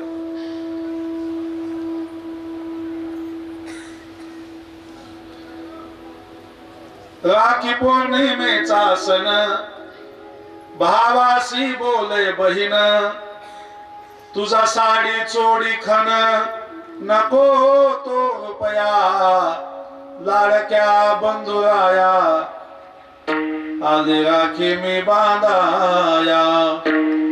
जगातली कोणती बहीण भावाकडनं काही अपेक्षा ठेवत नाही, पण भाऊ सुखी असावा ना. मग भावाला राखी बांधली की भाऊ म्हणेल दीदी माग तुला काय मागायचं, जे मागशील ते देईल दीदी. त्यावेळेस बहिणीने एकच मागितलं पाहिजे, दादा मी जे मागते तेच दे, तू माग ना. मग हळूच म्हणायला पाहिजे, दादा माझं एकच मागणं आहे, तू साडी नको देऊ, सोनं नको देऊ, दागिना नको देऊ, फक्त एकच कर. ज्या दृष्टीने, ज्या भावनेने, ज्या श्रद्धेने तू माझ्याकडे पाहतोस त्याच दृष्टीने जगातील प्रत्येक तरुणीकडे बघ, जा तुझ्या जीवनाचं कल्याण होईल, हा माझा आशीर्वाद आहे. ज्या दिवशी दृष्टी मिळेल, विचार बदलतील, त्या दिवशी निश्चित जीवनाची प्रगती सुद्धा होते. प्रत्येक बहिणीची अपेक्षा असते. काही काही भाऊ असेच समाजामध्ये सख्या बहिणीशी 2-2, 5-5 वर्ष बोलत नाही. काही काही भाऊ श्रीमंत झाले, नशिबाने बहीण गरीब आहे, तर गरीब बहिणीला विसरून जातात श्रीमंत भाऊ कधी कधी. तर ती नाही विसरत. माहेरचा कोणीही भेटू द्या, पहिला निरोप त्याचा विचार, माझा दादा दिसतो का, माझा भाऊ भेटतो का, तो चांगला दिसतो ना, काही टेन्शन मध्ये तर नाही ना. तो माणूस म्हणतो ताई तो तुमचं नाव सुद्धा काढ, ती म्हणतो तो नको का माझी आठवण करेल, पण मी बहीण आहे त्याची, माझा माहेरचा आधार आहे, तो आयुष्यभर सुखी असावा एवढीच अपेक्षा आहे. तिला बहीण म्हणतात. यासोबत एक महत्वाचा विषय सांगून जाईल. अलीकडे काही काही बहिणींच्या डोक्यामध्ये सुद्धा फॅड घुसलंय. भाऊ मानायची जी पद्धत आहे, तुम्ही माना, मी विरोधात नाही त्या गोष्टीचा, पण एखाद्या VIP ला भाऊ मानतायत आणि रक्ताच्या गरीबाचा अपमान करतायत. मानलेल्या भावाला दिवसातून 2 वेळा फोन करतायत आणि सख्या भावाचा फोन उचलत नाही, तर ही विपरीत परिस्थिती आहे. कधी कधी मुला मुलींच्या लग्नामध्ये बहिणी भाऊ गरीब आहे म्हणून त्याला लांब उभा ठेवतात, आणि एखादा VIP श्रीमंत येतो तिचा मानलेला, आणि मग तो स्टेजवर येतो अंतरपाठ धरण्यासाठी उभ्या समाजाच्या पुढे. ज्याने 8 दिवस लाकडे फोडले, पाणी वाहिलं, झाडू मारत होता काय, भांडे घासत होता काय, तो कोपऱ्यामध्ये बाजूला उभा राहतो. गरीब भाऊ का उभा केलं त्याला, गरीब आहे म्हणून, त्याच्या अंगावर कपडे फाटके जुने कपडे आहेत म्हणून. मी तर सांगेन बहिणींनो, सख्या भावाचा बन्यान फाटका असू द्या, शर्ट मळका असू द्या, पण भाचा भाचीच्या लग्नामध्ये सख्खाच मामा शोभतो, सख्खाच शोभतो.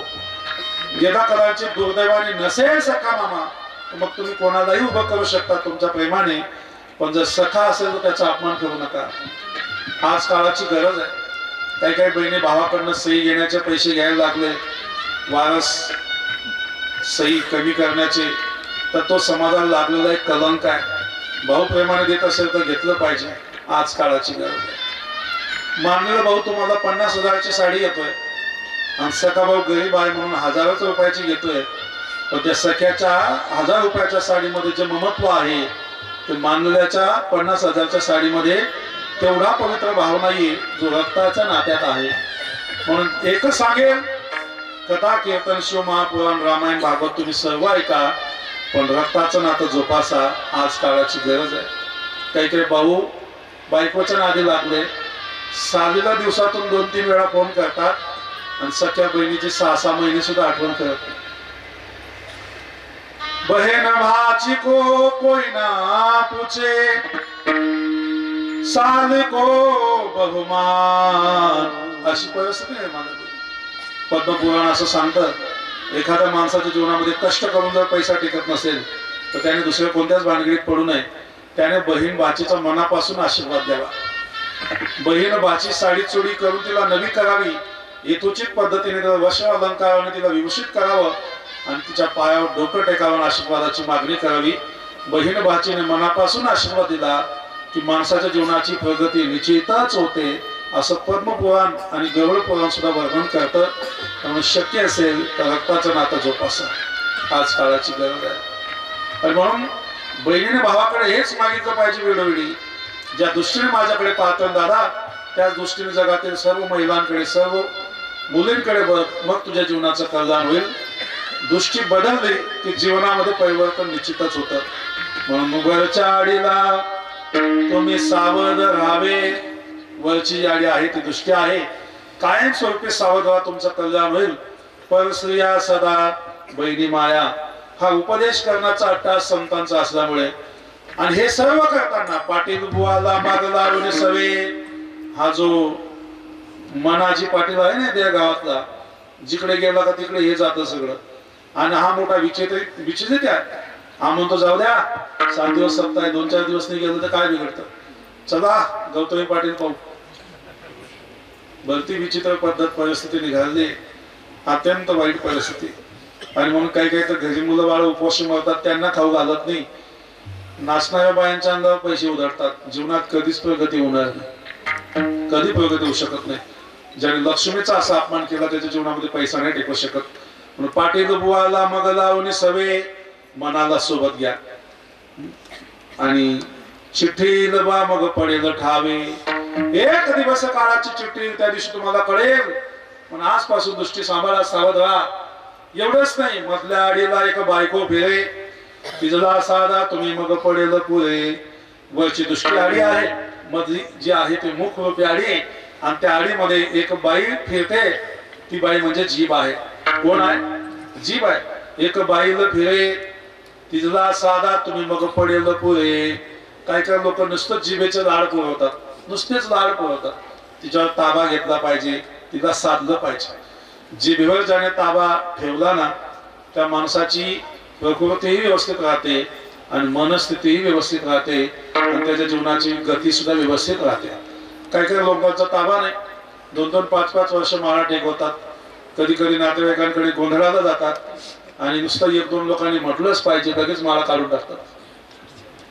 श्वाना अशी भोजन दिले पंचामृत, तरी त्याचे चित्त हळावरी. म्हणून जीभ सांभाळले पाहिजे, जीभ दोन्ही स्वरूपातून सांभाळले पाहिजे. लोक म्हणतात चहा विकणारा व्यक्ती पंतप्रधान, एवढं सोपं नाही ते. जीभ सांभाळावी लागली. विठाला विठाला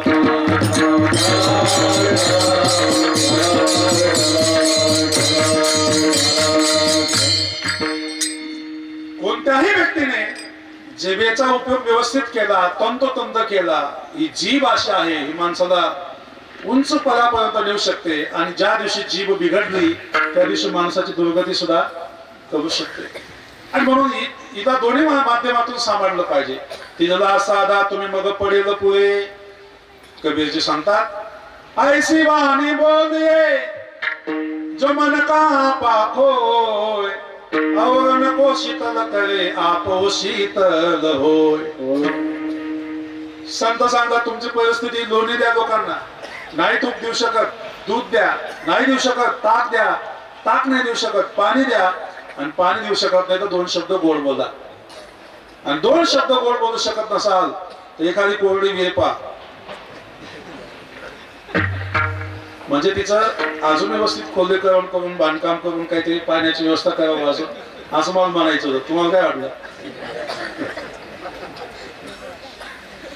एक मारवाडी समाजाचं भजन आहे, मिठो मिठो बोल तारो काय बिगडे, काय बिगडे तारो काय बिगडे, या जीवन मा गम नहीं कब निकले प्राण मा गम नहीं.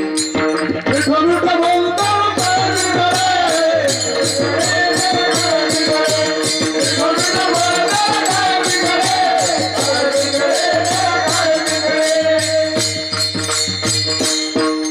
माणूस शब्दाने मोठा होत असतो, शब्दाने मोठा होतो. आणि जिभेचा योग्य उपयोग ज्याने केला तो माणूस निश्चितच मोठा होतो. म्हणून तिजला साधा तुम्ही मग पडेल पुरे. जीवायसी बावरी कळगी स्वर्ग पताल, अब तो अंदर जा चुकी जुता खाय कपाल. म्हणून तुम्ही व्यवस्थित ऐका.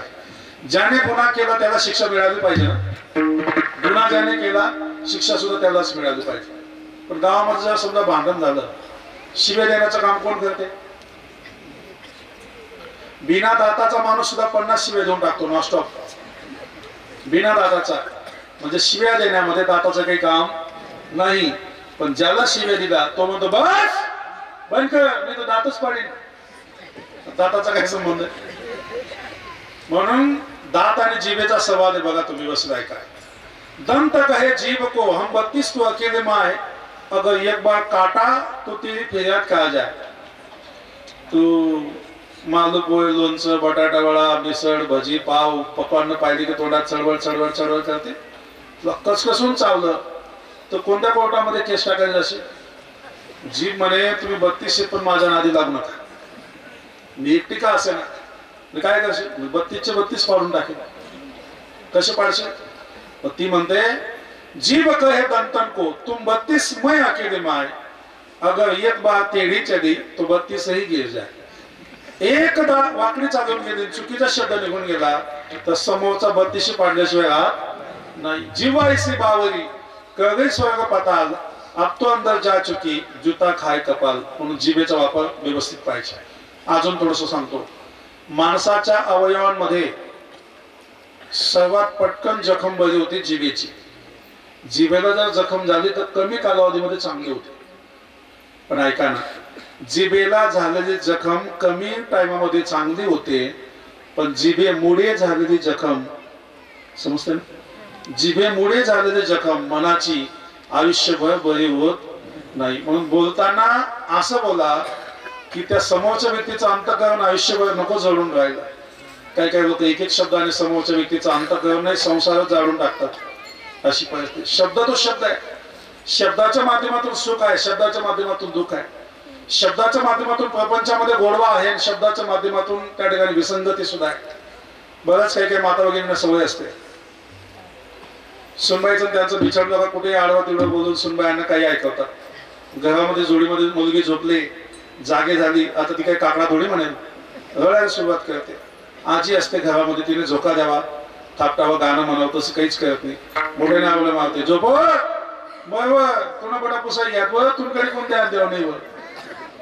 आणि तिच्या आई मागच्या राजी भांडे असते, तिला ऐकायला जातं, तुला बटा पुसाई घ्या तू. ती म्हणे माय दलदली ते बटास पाटाच पाडली ना.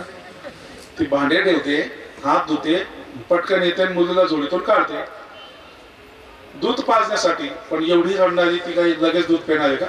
कोण? मुलगी. मग ही तिचा बदला काढून घेते. ही सुद्धा म्हणते पेवा डोसल बरती बुकी राहते वर बरती वाटणी राहते वर. आणि मग सासू ओटावर जाऊन चाटी टोकते. ओ माय माझेच बोलतो. काय गरज आहे का? शब्दाने विसंगती निर्माण होते, एकीकडे शब्दाने प्रेम निर्माण होते. कसं तुम्हाला सांगतो. सकाळी भांडण झालं नवरा बायकोचं, दिवसभर माणूस कामाला गेला, कुठे उद्योग त्या ठिकाणी चित लागत नाही त्याच. संध्याकाळी घरी आला का पहिला प्रश्न मुलांना विचारतो, पिंड्या तुझी मम्मी रे? पिंड्या व्यागावच असतो, पप्पा तुमचं तर भांडण झालं ना सकाळी, काय आठवण करताय अजून मम्मीची? तो माणूस त्याचं तोंड राहतो, तू गपचूप बस, हो तू गपचूप बस, बाजूला बस, आठवण करू नको, टीव्ही चालू कर, तारक मेहता का उलटा चष्मा बघ. आणि घरामध्ये मग यांचा मोठा सिनेमा असतो. किचन मधून आवाज येतो, पिंट्या चहा ठेवले. माणूस म्हणे पिंट्या मला पेना नाही. बाई म्हणे पिंट्या पेना पडी जास्त ठेवले. माणूस म्हणे सांगा ना मला पेना नाही पिंट्या. तो पिंट्या म्हणे हो अरे तुमने काय ते मिठा मला तुमचा तुम्ही काय ते मिटवा ना तिकडे. तो त्याचा पक्ष बाजूला करून घेतो. मग यांचं बाई बोलत नाही, याचं काही चित्त लागत नाही. मग माणूस हुशार होता, त्याने हळूच विषय काढला. पिंड्या आज बळगाव गेलो होतो, इथे बैल गाई मशीनचं मार्केट आहे का? आहे ना. आम्ही बळगाव मध्येच थांबून बळगाव गेलो होतो आणि तिथे मार्केटमध्ये तुझा मामा भेटला होता. मामा मामा शब्द ऐकला तर बाईचा 50% संताप गायब. ही शब्दाची किंमत आहे. मामा भेटला होता. मग बाई काही गपचूप बसत नाही. मग बाई विचारते पिंड्या विचारते दाखला भेटणार का मोठा भेटणार? माणूस म्हणे दाखला भेटणार. तिकडनं बाई विचारतो पिंड्या विचार तो काय काम देत होता. इकडनं माणूस म्हणतो पिंड्या त्याने म्हैस दिली. म्हैस एका टायमाला 20 लिटर दूध देते. आपल्या भावाने म्हैस घेतली. आपल्या भावाच्या म्हशीचं कौतुक आपला नवरा करतोय आणि आपण उगीच संताप मध्ये बाई अख्खा संताप सोडून देते. आणि मग चहा घेऊनच येते आणि मग विचारते म्हैस आता पिंड्या चालू झालं आता काय पिंड्या समोरच आहे मग मान करते म्हैस म्हैस कीर्तनजली म्हणतात तो म्हणे आवय त्या बकरी पोसाने आव नाही तू काय म्हैस नाही बाई म्हणे माहिती वयसने काय होतं मला फक्त गोड वाढवणे निमित्त होतं शब्दाच्या माध्यमातून गोडवा निर्माण करता येतो आणि शब्दाच्या माध्यमातून दुरावा सुद्धा निर्माण करता येतो म्हणून शब्द शस्त्र आहे जिभेतून जन्माला येणार म्हणून तिजला साधा तुम्ही जिभेवर ताबा ठेवा सत्यम भूयात प्रेम भूयात सत्य बोला हळू बोला प्रिय बोला म्हणजे गोड बोला आणि समोरच्या व्यक्तीचा अंतःकरण दुखणार नाही याची काळजी घ्या बोलताना असं बोला लटके आणि मवा साच आणि मवाळ मी तुला आणि रसाळ शब्द जैसे कल्लोळ अमृताचे तिजला साधा तुम्ही मग पडेल पुरे अंजर साधलं नाही तर नाहीतरी पाटलो बातीची पडतील गोळे 32 पडून जातील साधा एवढंच का नाही आणि कवाळे सुटेल तातडी पाटील बुवाची मग पडेल माडी काही काही लोकांना माडीचा अभिमान असतो ताकद असल्या अंगामध्ये की छाती काढून चालतात पाहून घेईल नको एक दिवस संपून जाईल टाइम कोणाचा बसून राहत नाही पावनकीमध्ये छाती दाखवू नका समाजामध्ये ताकद दाखवू नका गल्लीमध्ये ताकद दाखवून काही उपयोग होत नाही ताकद असेल तर मठ मंदिर सनातन हिंदू धर्म आश्रम नवनाथ बाबा गोरगरिबांची सेवा करण्याकरिता गौमातेची सेवा करण्याकरिता मला पत्रिकेचा तक्ता फार आवडला गौमातेची हत्या थांबली पाहिजे आणि म्हणून गौमातेसाठी थांबा ना रात्रीच्या वेळेस रस्त्यावर द्या ना वेळ संपर्क करा ना मित्रमंडळींमध्ये कोणी फोन केला येते तर थांबा ना इसवा ना गाई कसायला जाणाऱ्या गौमाता वाचवा ना ताकदचा उपयोग तिथे करा गौमातेचा आशीर्वाद मिळेल विठाला विठाला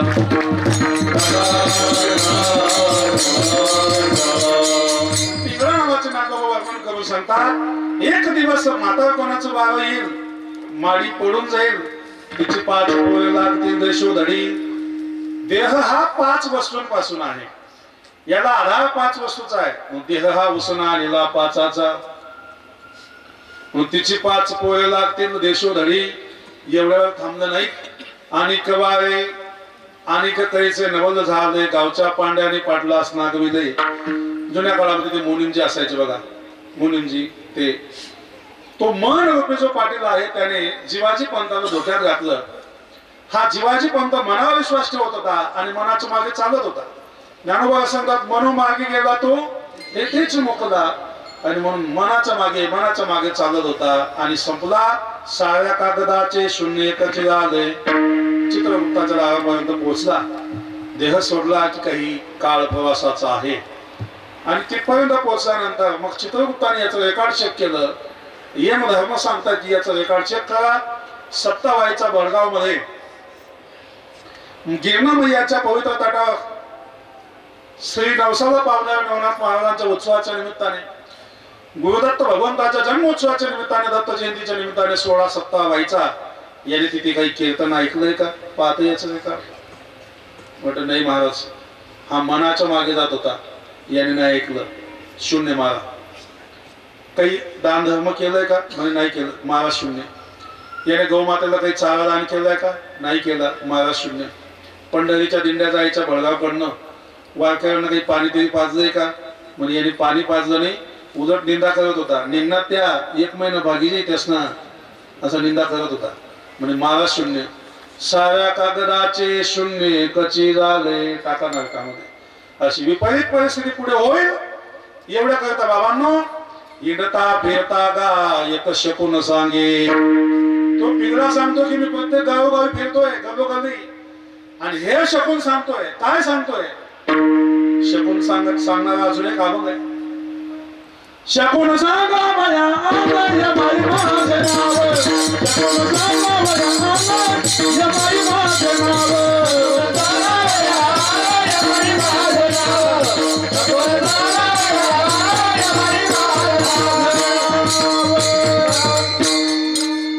पृथ्वीमध्ये दादा एक विपरीत होईल किंवा कलियुगाच्या एकावी थोरी पुत्र तो होईल पित्याचा वैरी भरता सांडोनी घरोघरी फिरते नारी ऐसा शकुन दादा माझा ऐकावा निर्धारी पृथ्वीमध्ये दादा एक विपरीत होईल बहीण भाऊ दोघा जणांचा विवाह लागेल अशी परिस्थिती निर्माण होईल आणि आज होतेच वाचतो आपण पेपरमध्ये बातम्या वाचतो सोशल मीडियाला ऐकताना आपण ऐकतो बहीण भाऊचं लग्न लागलं आणि नुसतं लग्न लागलं नाही 2 वर्ष आधी लग्न लागलं आणि आता त्यांना मुलगी सुद्धा झाली सुज्ञ समाजातली घटना आहे अत्यंत वाईट परिस्थिती अशी परिस्थिती समाजामध्ये घडते मग तो पिंगळा सांगतोय हिंडता फिरता गायक शकुन सांगे त्याच्या सत्तेने या आडीस वागे ही जी आडी आहे परमात्म्याच्या सत्तेने चालू आहे भगवंताच्या सत्तेशिवाय झाडाचं पान सुद्धा आलं नाही एकदा त्याची शक्ती गेली मग किती रडू द्या कोणतंच काम नाही डोळे चांगले असतात तोंड चांगलं असतं कानही चांगले असतात आणि आजूबाजू सगळे घरचे मंडळी बसतात बायको म्हणते की पतिदेव जाताना एक शब्द माझ्याशी बोलून घ्या ना कारण तिला माहिती आज चालला हा नुसता पती नाही माझ्या जीवनाचा भगवंतच जातोय सुखाच्या सूर्योदयाचा त्या ठिकाणी अस्त होतोय विधवा मातेचं जीवन मोठं विभिन्न जीवन असतं माझं विधवा माता किती पवित्र मनाने जीवन जगत असेल तरी समाजातले काही नालायक माणसं तिला दोष दिल्याशिवाय राहत नाही सौभाग्यवती महिला कोणाशी असेल कोणाशी बोलेल तिच्याकडे तेवढं बारीक लक्ष जात नाही पण विधवा मातेने कुठे हसावं कुठे बोलावं कुठे बसावं या सगळ्या गोष्टीची काळजी तिला असते कधी कधी बाया नव्या साडी नेसतात म्हणून तिला सुद्धा वाटतं आपणही नवी साडी नेसावी पण तिने नवी साडी घेतली कपाटाच्या पुढे गेली बिना कुंकवाचं कपाळ पाहिलं की हातातली साडी तशीच फेकून देते नवरा जोपर्यंत होता तोपर्यंत निश्चिंत घरामध्ये झोपत होती तो दारुड्या मारझोड करायचा चिडचिड व्यसनी तापट निकामो कसं का असं ना संध्याकाळी फिरून यायचं आणि घरच्या ओट्यावर झोपायचा तोपर्यंत ती निश्चिंत असायची आज गेला जीवन विभिन्न झालं हातामध्ये श्रीफळ घेते प्रदक्षिणा करून ठेवून देते कपाळाचं कुंकुपतीच्या तळपायाला पुसून देते आणि मोठी टाव फोडते बोला पण आता पती काय बोलत नाही मुलगा म्हणतो बाबा अहो एकदा डोळे उघडून माझ्याकडे पहा पण पाहत नाही सगळे नातेवाईक म्हणतात ऐका पण ऐकतही नाही का त्या दाखवणाऱ्याने बोलवणाऱ्याने ऐकवणाऱ्याने आपली शक्ती काढून घेतलेली असते म्हणून त्याच्या सत्तेने या अडीस वागे तुझ्या सत्तेने वेदासी बोलणे किंवा देखवी ऐकवी एक नारायण चाल हे शेर कोणाची असते सगळ्या प्रमाणे सगळ्यांचे पाठ आहेत आणि म्हणून तू काय कर संता घरचा बायक तुकडा मागे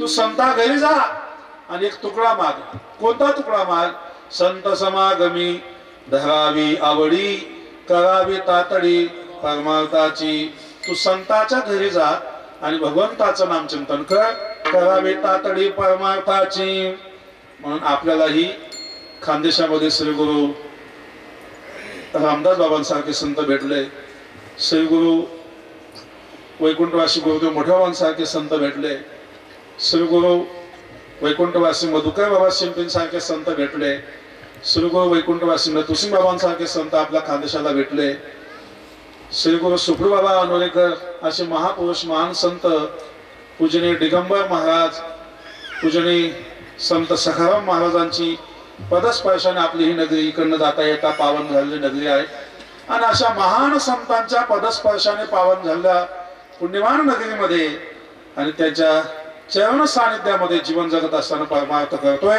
म्हणून आपणही करावी तातडी परमार्थाची 2 मिनिटं भगवंताचं नामचिंतन करू पुढच्या 5 मिनिटांमध्ये कीर्तनाला पूर्णविराम देतो मस्त प्रेमाने हाताने टाळी वाजवा मुखाने भगवंताचं नामचिंतन करा अजिबात वाटत नाही मला कीर्तन आठवावं पण वेळेचं बंधन आहे असे साऊंड सिस्टीम असं नियोजन आहे की योगायोग असतो अलीकडच्या काळामध्ये मी कीर्तन खूप कमी केले माझ्या शिव महापुराण कथा भागवत कथा असतात कालच जोडगे जे आहे मालेगाव तालुक्यातलं तिथे भव्य नियोजनामध्ये शिव महापुराण कथा संपन्न झाली आता 4-5 दिवस कीर्तन करायचे आणि 16 तारखेपासून चाळीसगावला भव्य स्वरूपातून भागवत कथेचं आयोजन आहे पण आदरणीय ताईंचा आग्रही होता, माझ्यावर सख्या भावासारखं प्रेम करतात आणि या माध्यमातून या योगातून या ठिकाणी तुमच्या सेवेचा योग आला. अधिक वेळ न घेता थंडीचा कालावधी आहे म्हणून मला जे सांगायचं होतं, जे मांडायचं होतं ते स्पीडने मी चिंतन आपल्या पुढे मांडलेलं आहे. मस्त मोकळे हात करा आणि प्रेमाने भगवंताचं नाम चिंतन. विठोबा रखुमाई विठोबा रखुमाई विठोबा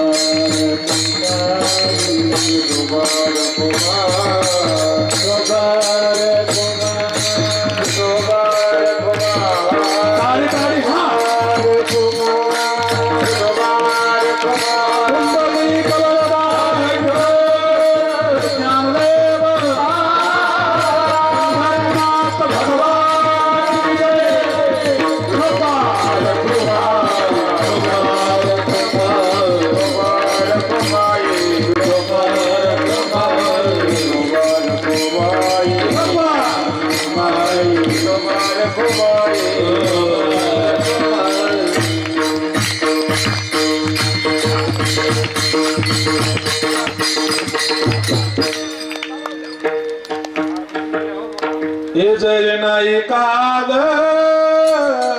तरी दुसरा येईल.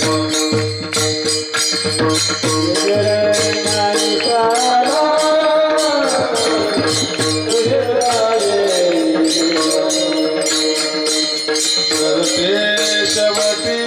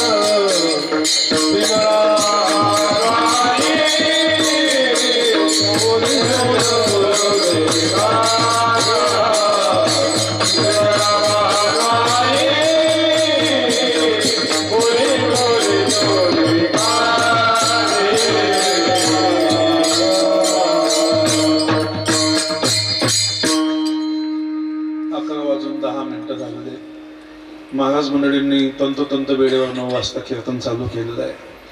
पण असे का ना, मी 10 मिनिटं जास्त बोललो म्हणून माझं काही बिल वाढत नाही. मला फेटा बांधायला तिकडे थोडासा टाईम लागला ताईंकडे. मग गाडी फिरून आणल्यामुळे स्वतः गाडी चालवतो म्हणून थोडी गर्दीच होती, काही ना काही आडवं यायचं. इथे यायला थोडासा टाईम लागला. ते 10 मिनिटाची वेळ भरून काढतो. चालतं ना? चालेल ना? महत्त्वाचा मुद्दा, थोडं काही महत्त्वाचं चिंतन सांगेल. महिला मंडळाची विशेष उपस्थिती, तुमच्या कामाचं थोडंसं महत्त्वाचं सांगून जातो. अलीकडचा जो काळ आहे, अंधश्रद्धेमध्ये इकडे तिकडे भटकणारा काही समाज आहे, तर आपण एकी ठिकाणी येणं आज काळाची गरज आहे. आणि हे सर्व करत असताना शास्त्रशुद्ध प्रमाणाने आपण जीवन जगलं पाहिजे आणि पूजा अर्चना साधना केली पाहिजे. आणि म्हणून पुरातन काळामध्ये टिपरीचं स्वरूप असेल, पेंगड्याचं स्वरूप असेल, येडक्याचं स्वरूप असेल, जोगीचं स्वरूप असेल, आंधळा बहिरा मुका हे सगळ्यांना माहितीच आहे. पांगुळ झालो देवा, समाजालाही त्या माध्यमातून लक्षात यावं ती करुणा भगवंताकडे आहे, पण समाजाच्या लक्षात द्यावं. आंधळ्या पांगळ्याचा एक विठोबा ही विनंती आहे. किंवा गातो वासुदेव मी ऐका हा उपदेश आहे, विनंती आहे. आणि सकाळी सकाळी उठवण्याचा प्रयत्न आहे. अज्ञानाच्या झोपेतूनही जागलं पाहिजे आणि रात्रीच्या झोपेतूनही जागलं पाहिजे. शास्त्र सांगतं झोपण्यामध्ये जीवनावर मोठा परिणाम होतोय. शक्यतो शहाण्या माणसाने दिवसा विनाकारण झोपू नये. रात्रीचा जागर असेल तर मग वाम कुक्षी ही फक्त 1 तासाची असते. वाम कुक्षी म्हणजे डाव्या कुशीवर झोपावं दुपारचं जेवण झाल्यानंतर. तसं तर झोपण्याचं शास्त्र असं आहे, डाव्या कुशीवर झोपणारा जोगी उजव्या कुशीवर झोपणारा रोगी होतो आणि पोटावर झोपणारा जो आहे तो भोगी, तो भविष्यामध्ये पतन पावतो, त्याला दुःख प्राप्त होतं. आणि म्हणून शक्य असेल तर डाव्या कुशीवर आणि शक्य असेल तर पाठीवर झोपावं, असं झोपण्याचं शास्त्र आहे. जागा झाल्यानंतर पहिलं हाताचं दर्शन करावं आणि तळहातावरचं दर्शन करून, कारण पूर्ण जीवन तळहातावर अवलंबून आहे. कराग्रे बसते लक्ष्मी, कर मध्ये सरस्वती, कर मुले तो गोविंद प्रभाते, कर दर्शनम. मग पृथ्वी मातेचा नमस्कार केला पाहिजे. शास्त्र सांगतं झोपताना उत्तरेकडे पाय करून विद्यार्थ्याने झोपलंच पाहिजे. धन कमवणाऱ्या व्यक्तीने पूर्वेकडे पाय करून झोपलं पाहिजे. पुण्य कमवणाऱ्या व्यक्तीने पश्चिमेकडे पाय करून झोपलं पाहिजे. पण चुकूनही कधीही दक्षिणेकडे पाय करून झोपू नये. का झोपू नये? पितृलोक दक्षिणेला आहे, नरक दक्षिणेला आहे, माता लक्ष्मीचा निवास दक्षिणेला आहे, म्हणून तिकडे पाय करून झोपू नये. विद्यार्थ्याने नेहमी उत्तरेकडे पाय करून झोपावं. उत्तर सरस्वतीची दिशा आहे. म्हणजे मी सगळं काही सांगतोय तुम्हाला. पूर्वेकडे धन कमवणाऱ्याने झोपावं. 25 पासून 50 पर्यंत ज्याचं वय आहे त्याने पूर्वेकडे पाय करून झोपावं, पण सूर्योदयाच्या अगोदर उठावं. धन कमवणारा व्यक्ती, ज्याला काही कमवायचं, ज्याला काही प्रगती करायची, तो माणूस पूर्वेकडे पाय करून झोपलाय आणि सूर्योदयानंतर उठत असेल तर त्याचं कमवलेलं धन सुद्धा काढता पाय येतं.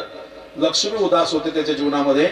आणि म्हणून ज्याला धन कमवायचे त्याने पहिला विधी करायचा, उगवत्या सूर्यनारायणाला पाणी अर्पण केलंच पाहिजे. सूर्य उदयाच्या पूर्वी सूर्याची वाट त्याने पाहिली पाहिजे.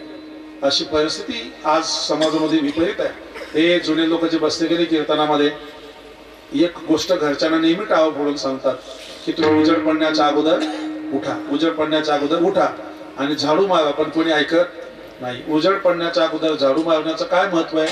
मी शिवमहापुराणावर PhD केली, असं चिंतन सापडलं. उजेड पडण्याच्या अगोदर ज्या घरामध्ये झाडू फिरून जातो त्या घरातली अवदशा निघून जाते आणि त्या घरामध्ये लक्ष्मी माता प्रसन्न होते. तुमच्या घरामध्ये कोणी पितृदोष सांगितला असेल, कोणी वास्तुदोष सांगितला असेल, कोणी ग्रहदोष सांगितला असेल तर खूप मनापासून ऐका. तुमच्या घरची दिशा दशा कशी असो, शास्त्र सांगतं घरच्या ईशान्येमध्ये देवघर असावं, आग्नेयेकडे स्वयंपाकघर असावं, तुळशी माता सुद्धा आग्नेयेकडे असावी, ईशान्येकडे तुळशी नसावी.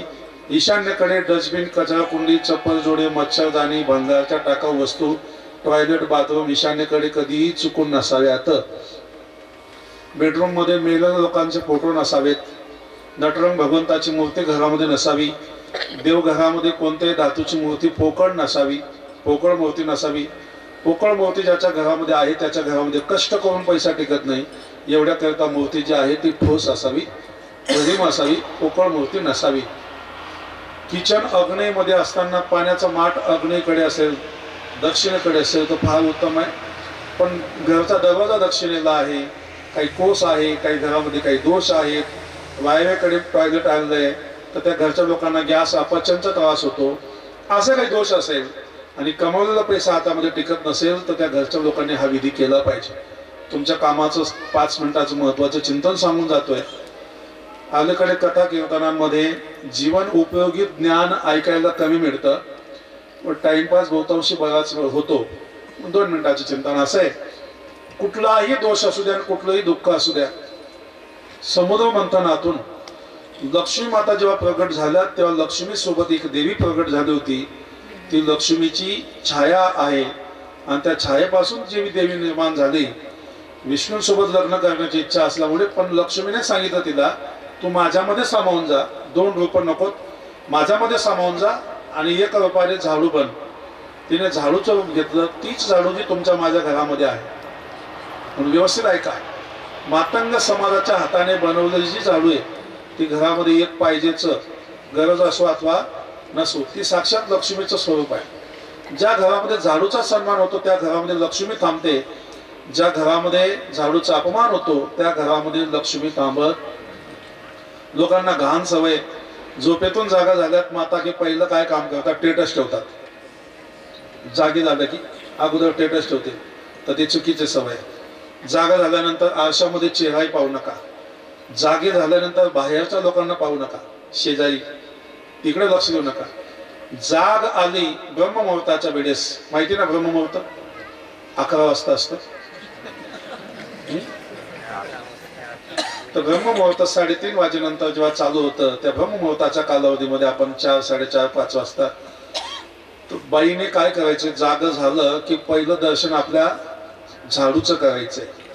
आणि घरामध्ये काही असो अथवा नसो, घाण स्वयंपाक घरापासून तर शेवटच्या पायरीपर्यंत त्या झाडूने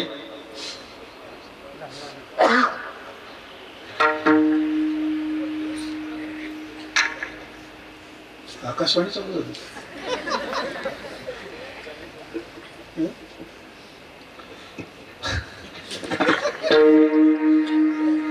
तर ऐका, त्या मातेने झाडू किचन पासून स्वयंपाक घरापासून तर पायरीपर्यंत शेवटच्या पायरीवर तो कचरा असो अथवा नसो, औपचारिकता म्हणून ज्या घरामध्ये ब्रह्ममुहूर्ताच्या वेळेस झाडू फिरून जातो त्या घरामध्ये अवदशा कधीच थांबत नाही, अवदशा तिथून निघून जाते.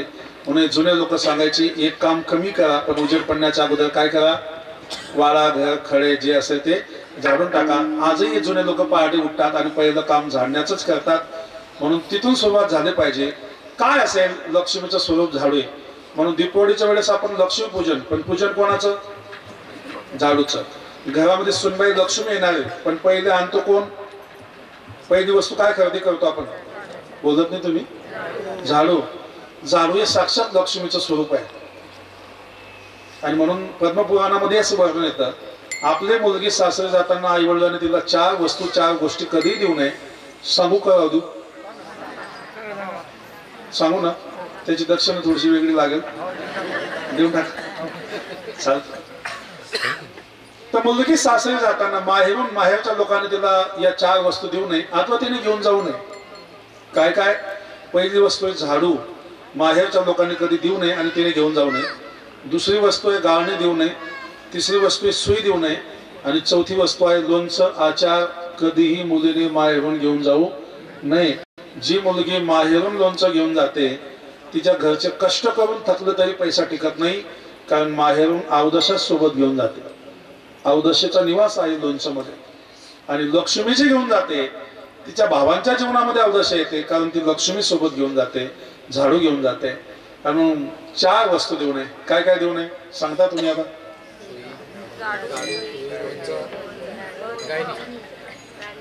वा, झाडू, गाळणी, सुई आणि लोणचं देऊ नये. लोणचं हा अवदशेचा नैवेद्य आहे. आणि म्हणून अवदशा ज्या ज्या ठिकाणी निवास करते त्या ठिकाणी लक्ष्मीचं स्वरूप झाडू जर फिरून जात असेल तर त्या घरामध्ये प्रसन्नता नांदत असते. एकंदरीत काही काही लोक सांगतात तुमच्या संतांनी समाजाला आळशी केलं, ठेवीला आनंद तैशीचे राहावे. नाही नाही नाही, त्या उपदेशाचा अर्थच कळाला नाही लोकांना. ठेवीला आनंद तैशीचे राहावे म्हणजे सुख दुःख मान अपमान यश अपयश समयी समाधान राहायला सांगितलं, पण झोपून राहायला नाही सांगितलं. म्हणून उठा जागे व्हायला, आता सावध व्हा, जागे व्हा, उठा, तातडी करा, लवकर. हे प्रमाण सगळे आठवण करा ना. कधी आता बापा स्वहिताचा स्वार्थ लागून या पाया विनवतो तुम्हाला, तुम्ही उठा, अज्ञानाच्या झोपेतून उठा. कारण जो झोपतो त्याचं नशीब सुद्धा झोपतं असं शास्त्र सांगतं. आणि म्हणून जागवण्याचा उपदेश संतांनी वेळोवेळी केला. त्याच्यातला पिंगळा नावाचा अभंग आपण आज शिवेसाठी घेतला आणि मर्यादित पद्धतीने चिंतन करण्याचा प्रयत्न केला. झालेली ही चिंतन रूपी सेवा भगवंताच्या चरणी, साधू संतांच्या चरणी, गुरुदेवांच्या चरणी उपस्थित माझ्या माय बहिणी भव्य दिव्य स्वरूपातून हा सोहळा संपन्न या ठिकाणी होतोय. भगवान गुरुदत्त आणि भगवान नवनाथांच्या चरणी निश्चित तुम्ही श्रद्धा ठेवा, जीवनाचं कल्याण होईल. असं हे स्थळ आहे. उद्याच्या 2 मिनिटाच्या सूचना ऐकून घ्या, मग आपण जागा सोडा. ज्ञानेश्वर माऊली